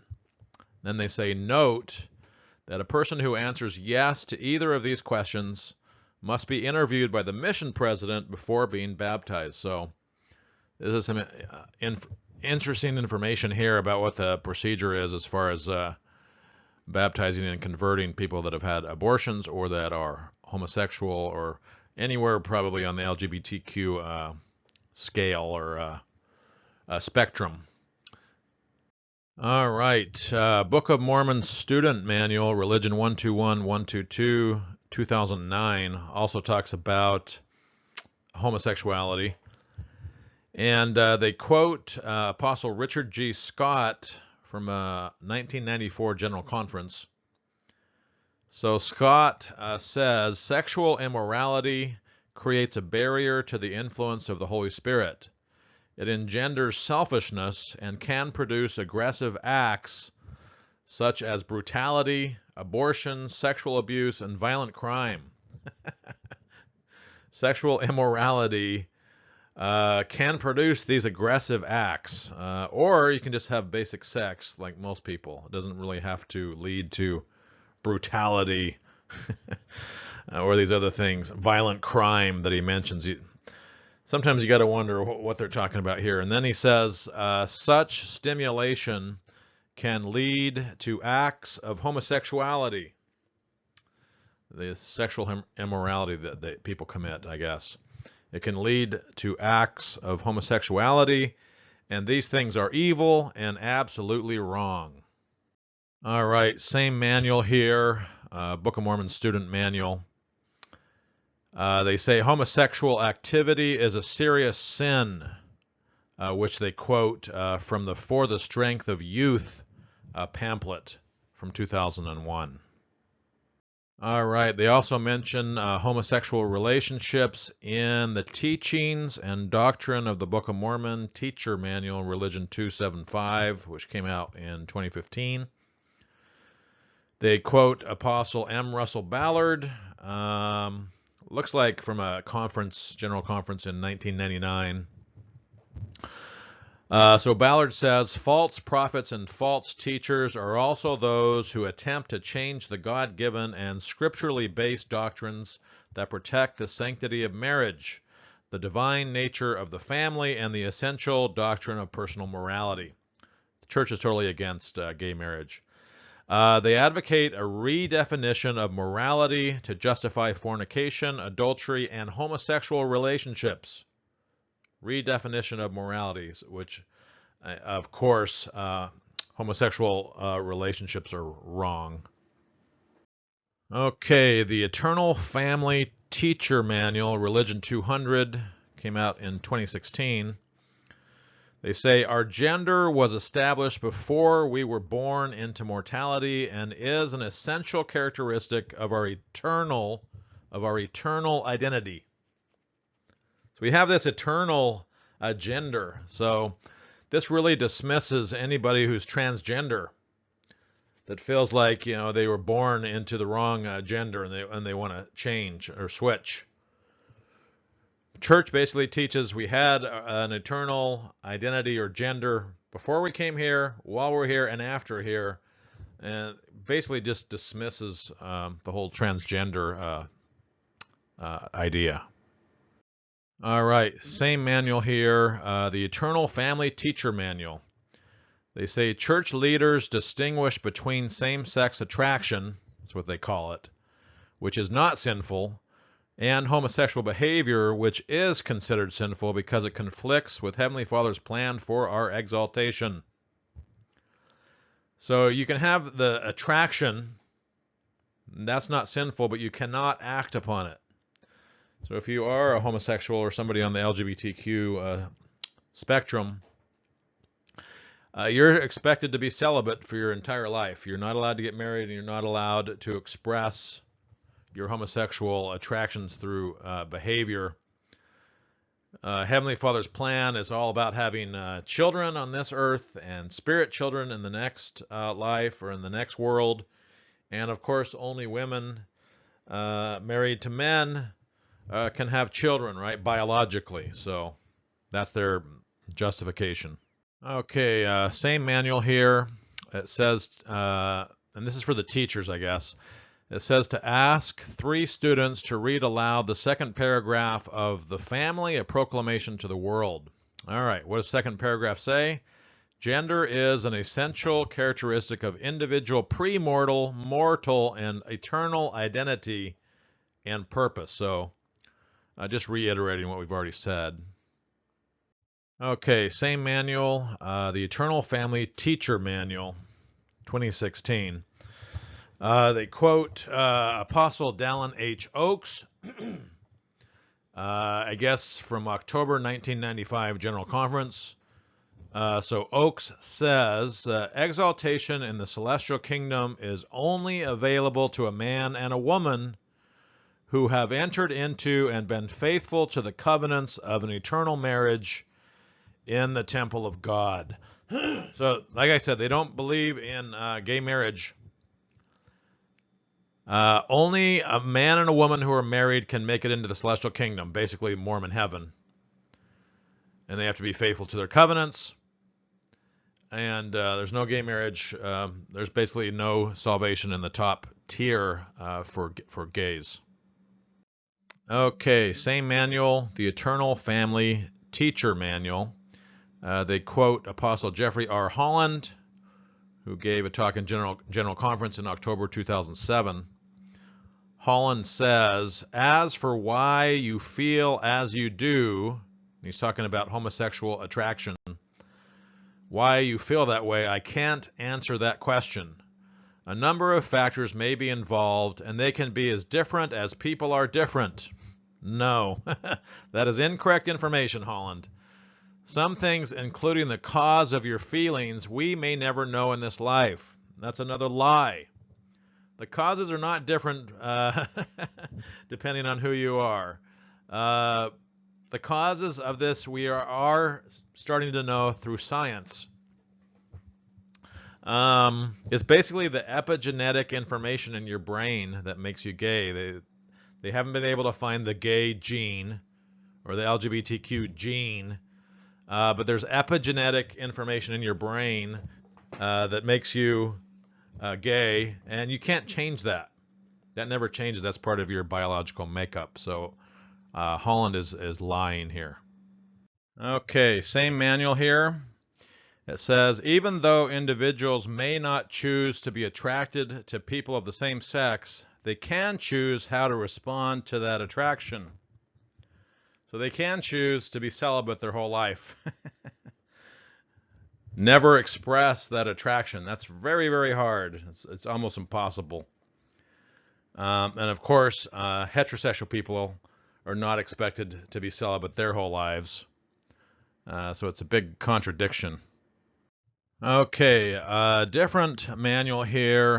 The New Testament Study Guide for Home Study Seminary Students, 2016.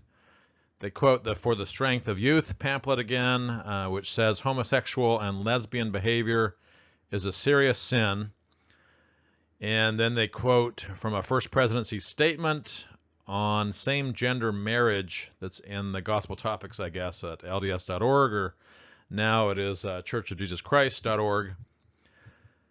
This First Presidency statement says sexual activity should only occur between a man and a woman who are married. Feelings and inclinations toward the same sex are not inherently sinful, but engaging in homosexual behavior is in conflict with sacred scripture. So as long as you can have the thoughts, you can have the attractions, you're just expected to be celibate your whole life, or marry a woman who you're not attracted to, which is not advised. Okay, the Foundations of the Restoration Class Preparation Material, Religion 225, 2019 manual. They say, or they ask the question, what are the differences and similarities between the temple endowment and Freemasonry? I did a video on this, which I'll give the title in a little bit. This is something they don't really want to talk about, but they do have this one statement here in the manual. Some historians have written about the similarities between the temple endowment and Freemasonry. Yes. For information on this topic, read the section titled Masonry and the Endowment in the Church History Topics article, Masonry, at churchofjesuschrist.org.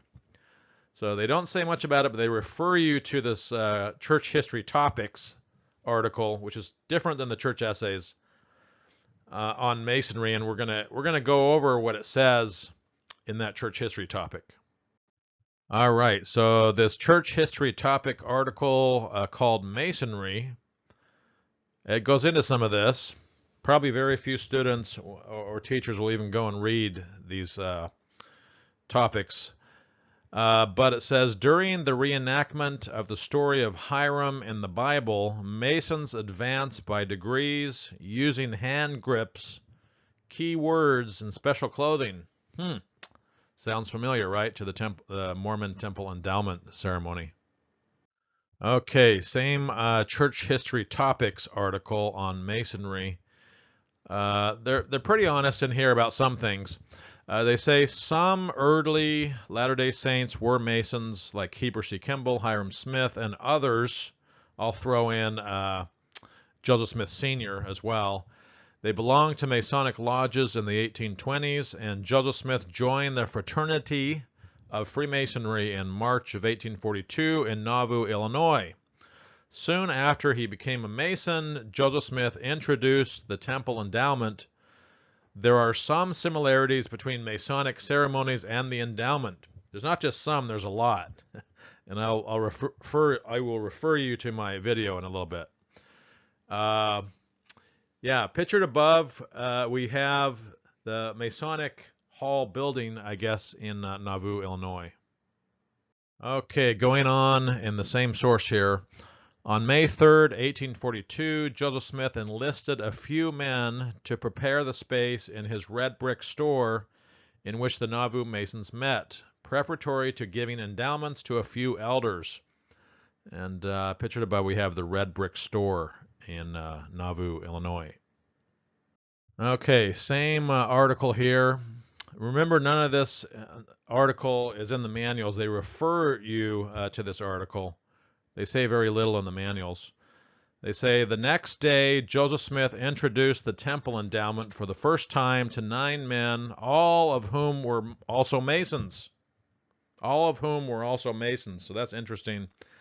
There's a lot of similarities. You can look at the Masonic pass grip of a fellow craft Mason, as pictured above here. You can see the attire they wear. They wear aprons and weird little hats, just like they do in the temple endowment ceremony. But the aprons are green leaf aprons, symbolizing the aprons or the clothing of Adam and Eve. But it says here in the Masonic pass grip, well, what is it? WM is worshipful master, and SD is senior deacon. So WM says, what is that? SD says, the past grip of a fellow Mason. Has it a name? It has. Will you give it to me? I did not so receive it, neither will I so impart it. And there's something very similar to that in the Mormon Temple endowment too, if they haven't taken it out. And I'm not sure about this section here directly. All right, same article here. Heber C. Kimball wrote of the endowment, noting that there is a similarity of priesthood in Masonry. What are those similarities? He told Parley P. Pratt that Joseph Smith believed that Masonry was taken from the priesthood, but has become degenerated. Joseph Smith may have believed that. It's not true. Masonry doesn't go nearly far enough back into Bible times to really make that true. All right, they mention a little bit about this in the Saints Volume 1 book. They say, as they left the store that day, the red brick store, the men were in awe of the truths that they had learned from the endowment. Some aspects of the ordinance reminded Heber Kimball of Masonic ceremonies. So it reminded Heber Kimball, but he makes it sound like, well, Heber Kimball may have been or may not have been right about this, but trust me, there's a ton of similarities. At least there used to be. They've been slowly taking all of these similarities out, especially a lot of the Masonic stuff. I'll give you the reference to my video here in a bit. Okay, same article here. Mormons in Nauvoo who experience both Masonic rites and the endowment acknowledge similarities between some elements of the two ceremonies. There's a lot, especially in the past. Like I said, they've taken a lot out. You can go and watch my video about this. It's very good. It's entitled Masonic Influences in the Mormon Temple Ceremony. Okay, finishing up this article. The endowment did not simply imitate the rituals of Freemasonry. Yes, it does. Yes, it did. A lot of it's been taken out, like I said. Go watch my video. Rather, Joseph Smith's encounter with Masonry evidently served as a catalyst for revelation. So he's not copying. He's just looking at it and getting inspiration as a catalyst for revelation. This is the same apologetic they used for the Book of Abraham. It was a catalyst. No, he basically copied it. Pictured above, we have the Salt Lake Temple in Utah. It has all kinds of Masonic symbols all around it. You got the handshake here inside of the sun. It says, I am Alpha and Omega above that. That's all Masonic stuff, and there's all kinds of Masonic symbology on the Salt Lake City Temple. They are remodeling the inside and outside of it right now, so it will be interesting to see if they leave all this Masonic symbology on this temple, or if they take it off or take it out. I would not be surprised if they take a lot of this off or out. Okay, so let's move on to a different topic. How about treasure digging? How much does the church want to say in these manuals about treasure digging and Joseph Smith? This manual is the Pearl of Great Price Student Manual, Religion 327, 2017. They're basically just going to quote in the Pearl of Great Price, Joseph Smith History 1, 55, and 56. So in here, Joseph Smith kind of does some apologetics for his treasure digging, and he's not being really honest. But the church publishes it in this manual as if it is honest. We'll go over the things that Joseph Smith was lying about.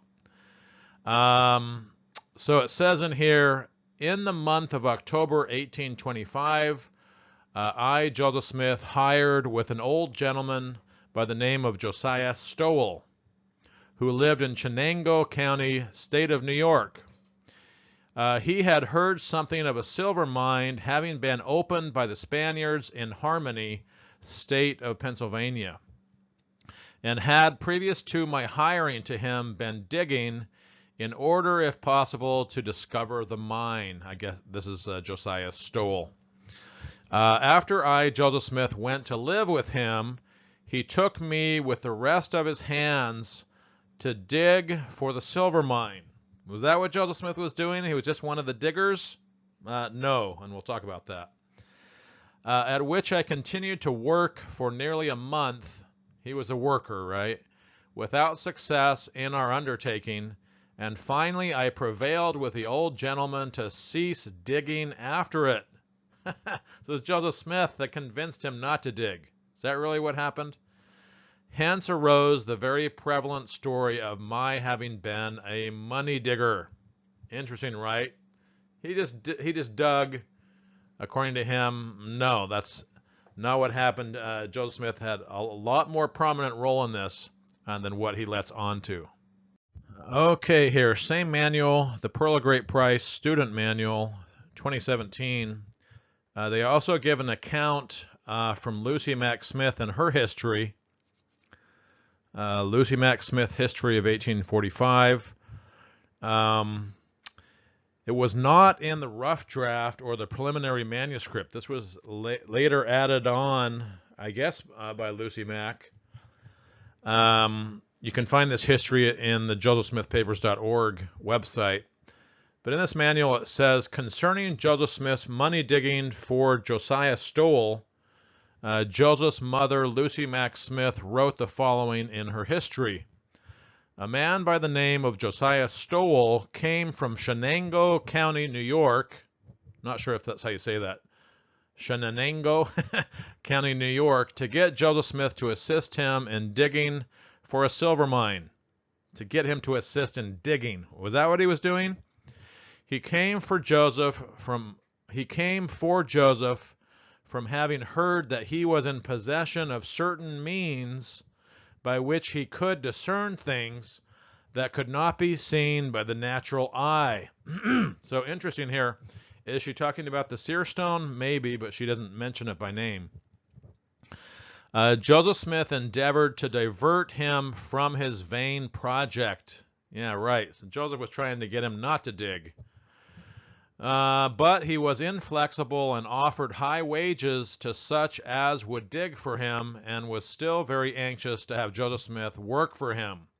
So Joseph Smith just out there working for wages, right, as a digger.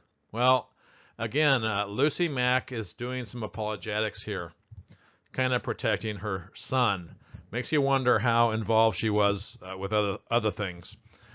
Consequently, he, Joseph Smith, returned with the old gentleman, besides several others who were picked up in the neighborhood, and commenced digging. After laboring about a month without success, Joseph prevailed on his employer to cease his operations. Oh yeah, Joseph was just trying to get them to stop digging, right? And he was just out there digging for a month.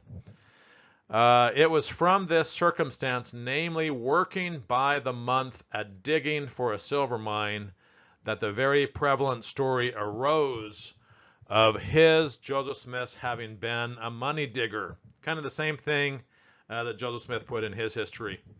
Lucy knew that there were some lies in this, and we're going to go over what those are from the very excellent treasure digging historian of Mormonism, Dan Vogel. All right, so in what ways was Joseph Smith and his mother, Lucy Mack Smith, not being fully honest here, doing their apologetics? Well, Dan Vogel will tell us in his excellent book, Joseph Smith, The Making of a Prophet, 2004, which I'll use mostly to describe the truth.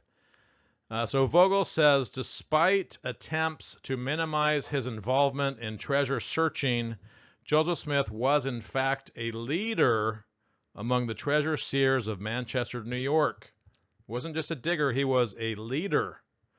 It was Joseph Smith's reputation as a seer that drew Josiah Stowell to travel more than 100 miles to hire the 20-year-old not to dig, but to lead in the hunt. He was the seer. He had the seer stone.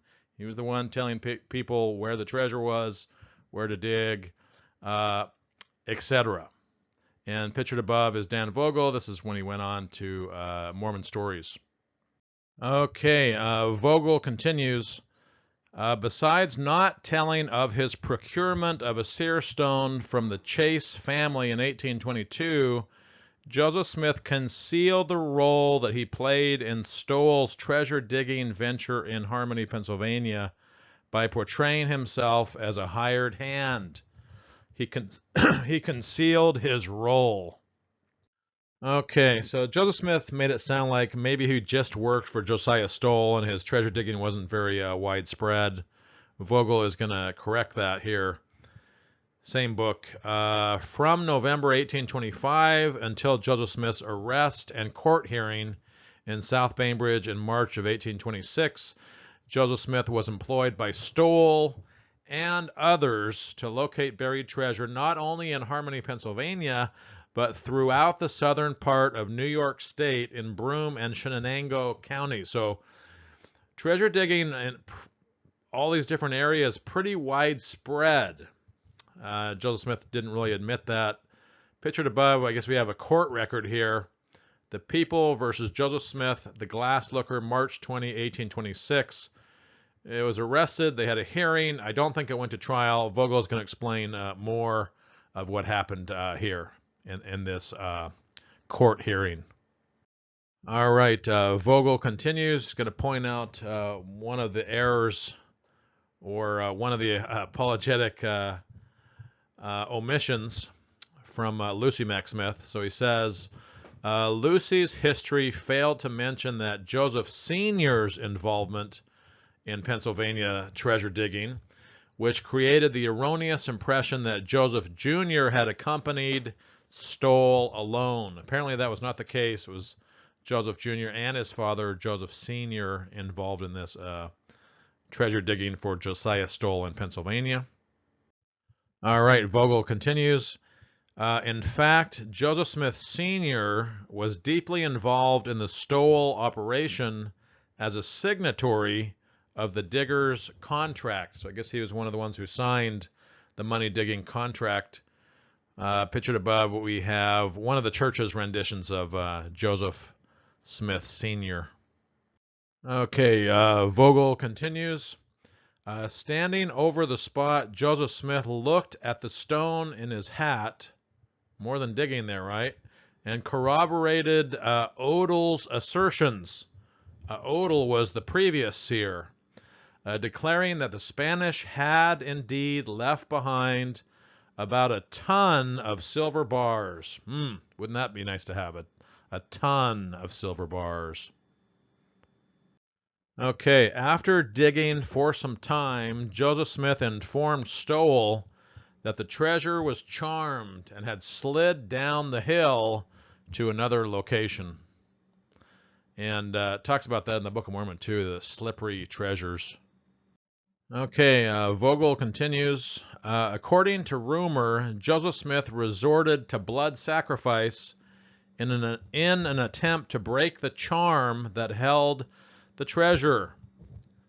So not just digging, he's resorting to blood sacrifice. Just as he did, or just as he had done on the Chase Hill in Manchester. So what was this blood sacrifice? It was probably a bleeding white sheep or a black dog drug around the hole where they were digging, kind of dripping the blood around the hole. And pictured above, we have a white sheep. This is kind of more of what it looked like in Old Testament sacrifices. All right. Of course, they're not going to give all this detail in the seminary and institute manuals. This is from the Latter-day Saint History Manual, 1815 to 1846, Teacher Material Religion 341, 2018. It asks a question, why did Joseph Smith go to work for Josiah Stowell in Harmony, Pennsylvania? We've kind of already covered that. He was a paid seer. Mr. Stowell employed Joseph to help him search for Spanish treasure that he believed was buried in Harmony. They don't go into much detail here at all. Joseph was to help him search for the Spanish treasure. That could mean digging, it could mean whatever. It's not specific at all. Now, pictured above, we have Josiah Stowell's home. Looks like a pretty nice home. Okay, Saints, Volume 1 book doesn't go into much detail either, but at least they're kind of starting to mention this kind of stuff. It says, 21-year-old Emma Hale first heard about Joseph Smith when he came to work for Josiah Stowell in the fall of 1825. Josiah had hired the young man and his father, at least they admitted the father, to help him find buried treasure on his property. Well, in what capacity? Are they going to explain this? Or are they just going to leave out the details? We have a sign, I guess, on the Josiah Stowell home. They don't go into much detail either. Josiah Stowell was a friend, employer, and confidant of the prophet Joseph Smith from 1825 to 1827. While working and living on this farm, Joseph Smith courted his future wife, Emma Hale. In what capacity was he working on this farm? That makes it sound like he's a hired hand doing farm work. Typical church signage. All right, so here they're going to be a little more honest and share in what capacity Joseph Smith was working for Josiah Stowell. Again, Saints, Volume 1. Local legends claimed that a band of explorers had mined a silver deposit and hidden the treasure in the area hundreds of years earlier. Pictured above, we have a silver mine. It's kind of what it looks like, I guess. Knowing Joseph Smith had a gift for using seer stones, Josiah offered him good wages and a share of the findings if he would help in the search. So a little more honest here in Saints Volume 1. This is not referred to in the manuals, but these Saints books are kind of looked upon, I guess, as manuals. Okay, Saints Volume 1 again, just some background information on what they're willing to talk about. Emma's father, Isaac Hale, supported the venture of this money digging for Stowell. When Joseph Smith and his father came to the Stowell farm in Harmony, Pennsylvania, a village some 150 miles south of Palmyra, long ways away, Isaac served as a witness when they signed their contracts. He also allowed the workers to live in his home. Pictured above, though, is not Isaac Hale's home. I believe this is Josiah Stowell's home again. Okay, so here's where they're going to do some apologetics. Saints, Volume 1, 2018. As the weeks passed and Emma got to know Joseph Smith better, her parents grew anxious about the relationship. Joseph was a poor laborer from another state. Well, that's what Joseph said. We've already gone over why that's not true. And they hoped their daughter would lose interest in him and marry into one of the prosperous families in the valley. Emma's father had also grown wary of the treasure hunt and was suspicious of Joseph Smith's role in it. But why? Give us some details. It did not seem to matter to Isaac Hale that Joseph Smith had tried to convince Josiah Stowell to call the search off when it became clear nothing would come of it. So I think that was mentioned in Joseph Smith's account and his mother's account too, that he was trying to get Josiah Stowell to call off the search. And pictured above, we have one of the rooms in Josiah Stowell's home. Nice home. All right, Saints Volume 1 again. Joseph Smith and his seer stone soon became the subject of gossip in Harmony. Some of the older folks in town believed in seers, but many of their children and grandchildren did not. Josiah's nephew, and I figured this out from Vogel, who was Peter Bridgman, claimed that Joseph had taken advantage of his uncle, brought the young man to court, and charged him with being a fraud. But they're not going to go into that much detail, and I think they get some of the details wrong as far as what happened in this court hearing, which we'll go over. Pictured above, we have the court record here on the left, and some of the wording from Justice Albert Neely in Bainbridge, New York in 1826.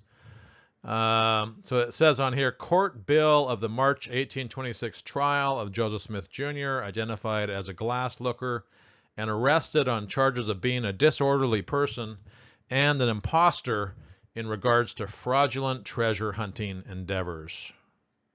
All right, so Dan Vogel is going to comment about this in his book, Joseph Smith, The Making of a Prophet. He's pictured above with John Dehlin when he went on his podcast. So Vogel says Peter Bridgman, who he mentioned, was evidently acting on behalf of other family members. So it wasn't just Peter Bridgman, but it was other family members that were concerned about this as well. William D. Purple reported that Stowell's sons plainly saw their father squandering his property in the fruitless search for hidden treasures, and saw that the youthful seer Joseph had unlimited control over the illusions of their sire. Okay, so Dan Vogel is going to continue here. Horace Stowell, a cousin of Josiah, who lived in South Bainbridge, told the justice that he saw Joseph Smith look into that strange stone, pretending to tell where a chest of dollars were buried in Windsor, a number of miles distant. All right, so Dan Vogel is going to tell us here what happened in this hearing. The court would treat Joseph Smith's defense. His defense was that he was a true seer. It's not bad if it really works, right? He would treat Joseph Smith's defense as a confession of guilt and find cause to proceed with a formal prosecution on the charge of disorderly conduct. All right, Vogel continues, and here's something you're not going to find, I don't think, in any church manual or in the saints' books.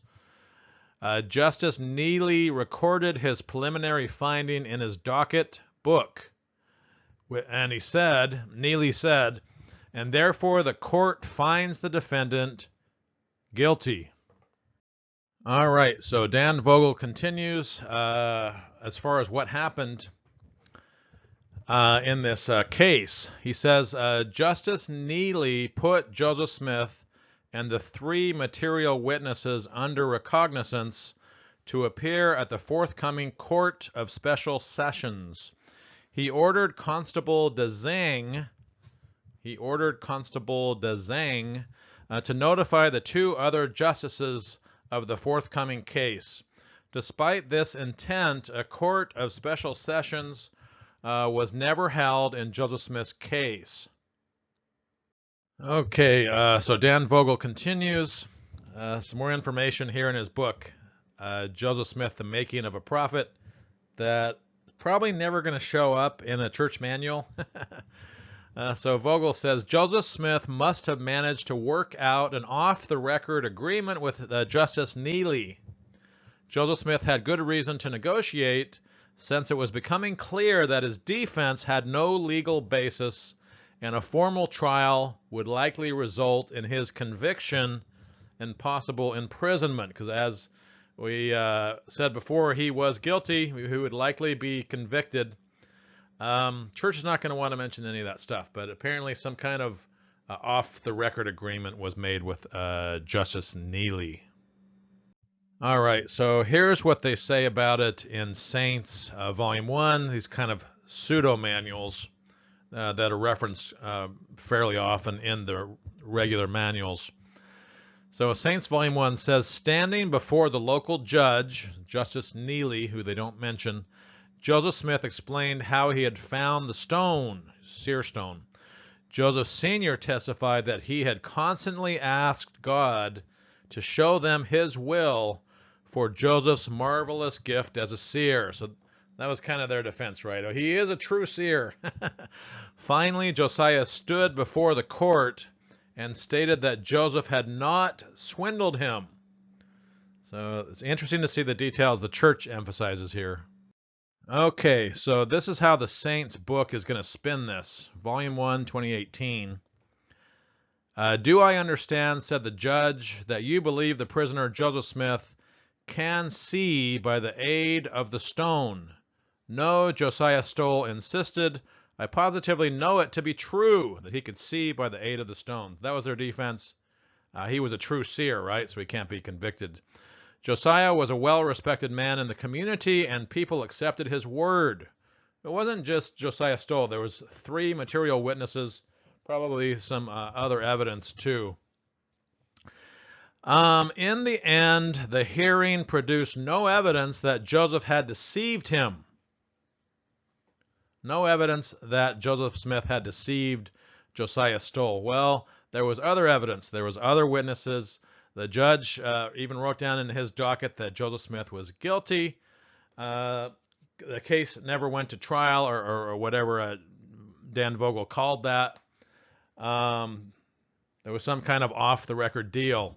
So that the church is simplifying this. They're not giving all the information that we gave with Vogel, of course. So the hearing produced no evidence that Joseph had deceived Josiah, so the judge dismissed the charge.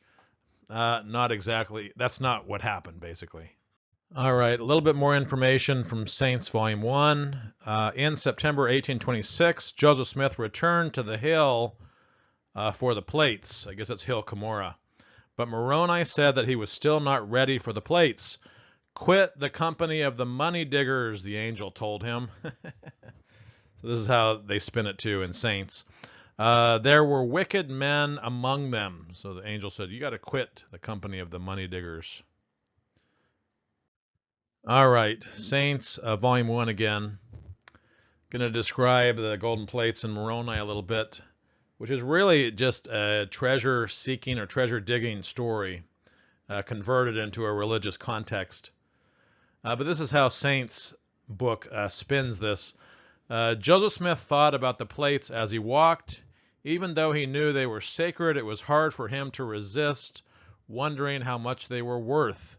He had heard tales of hidden treasures protected by guardian spirits, but Moroni and the plates he described were different from these stories. He had heard tales of hidden treasures. No, he was participating in all kinds of money-digging projects. He hadn't just heard about it. And yeah, there were guardian spirits.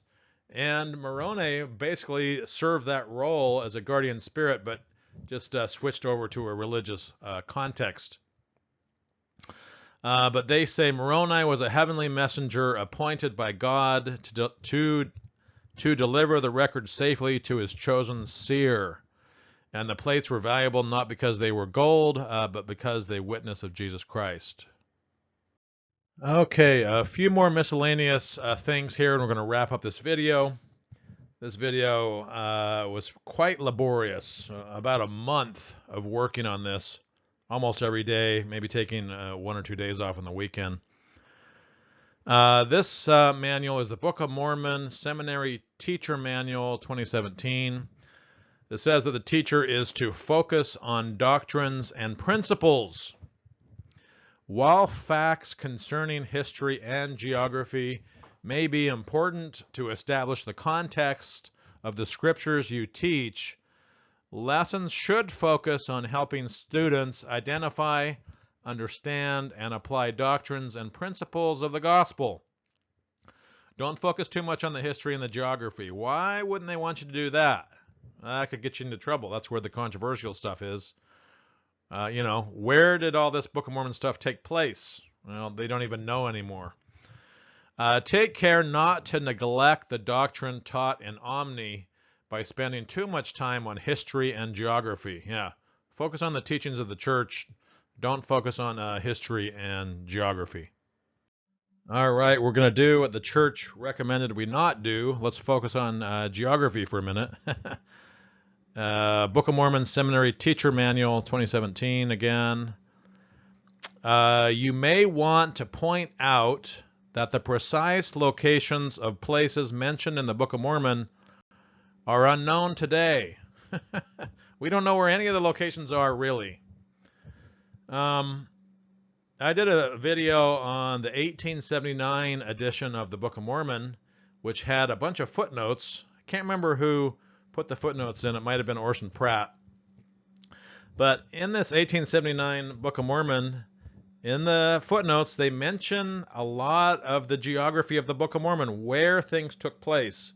We used to know where things happened. Joseph Smith would describe where things happened, and other contemporaries.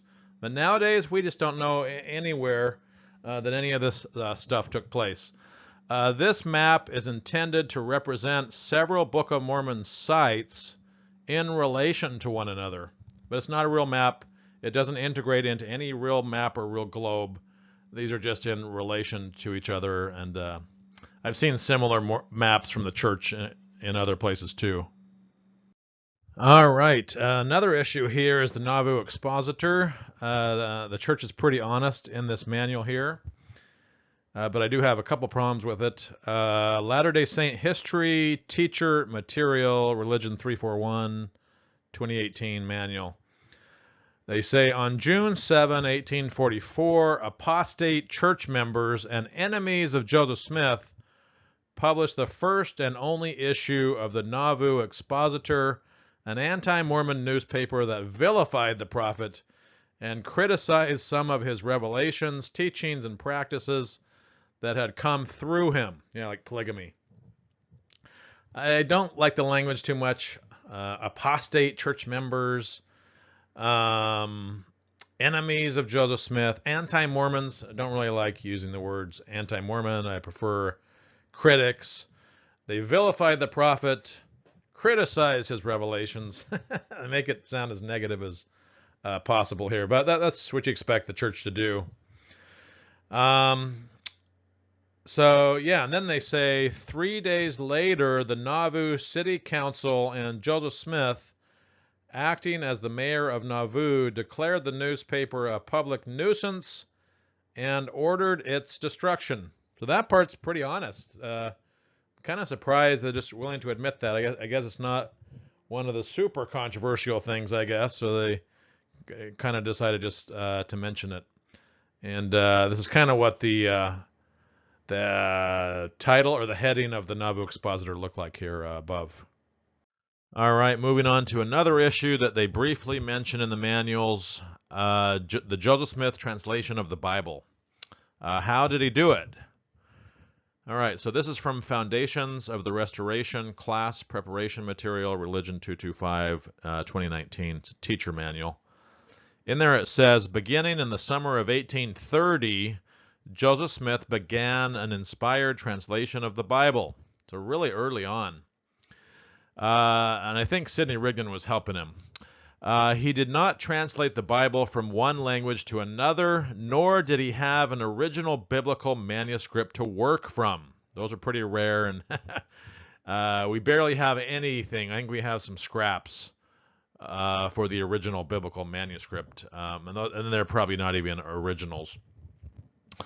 So then it says, instead, Joseph read and studied passages from the King James Version of the Bible and then made corrections and additions as inspired by the Holy Ghost. But what are they leaving out here?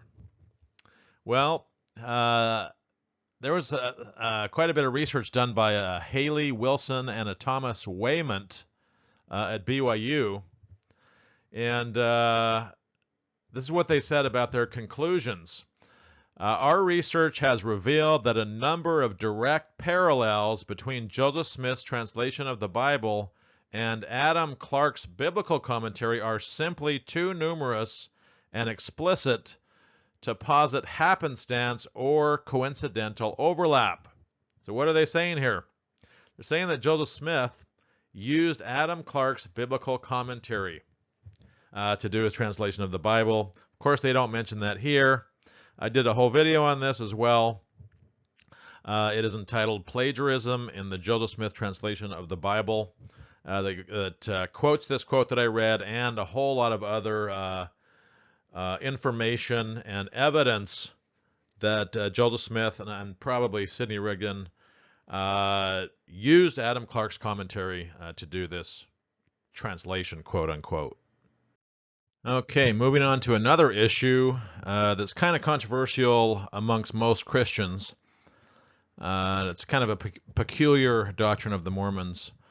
This is in the Doctrinal Mastery New Testament Teacher Material 2016. It says, the Church of Jesus Christ of Latter-day Saints teaches that all human beings, male and female, are beloved spirit children of heavenly parents, a heavenly father and a heavenly mother. All right, same manual here.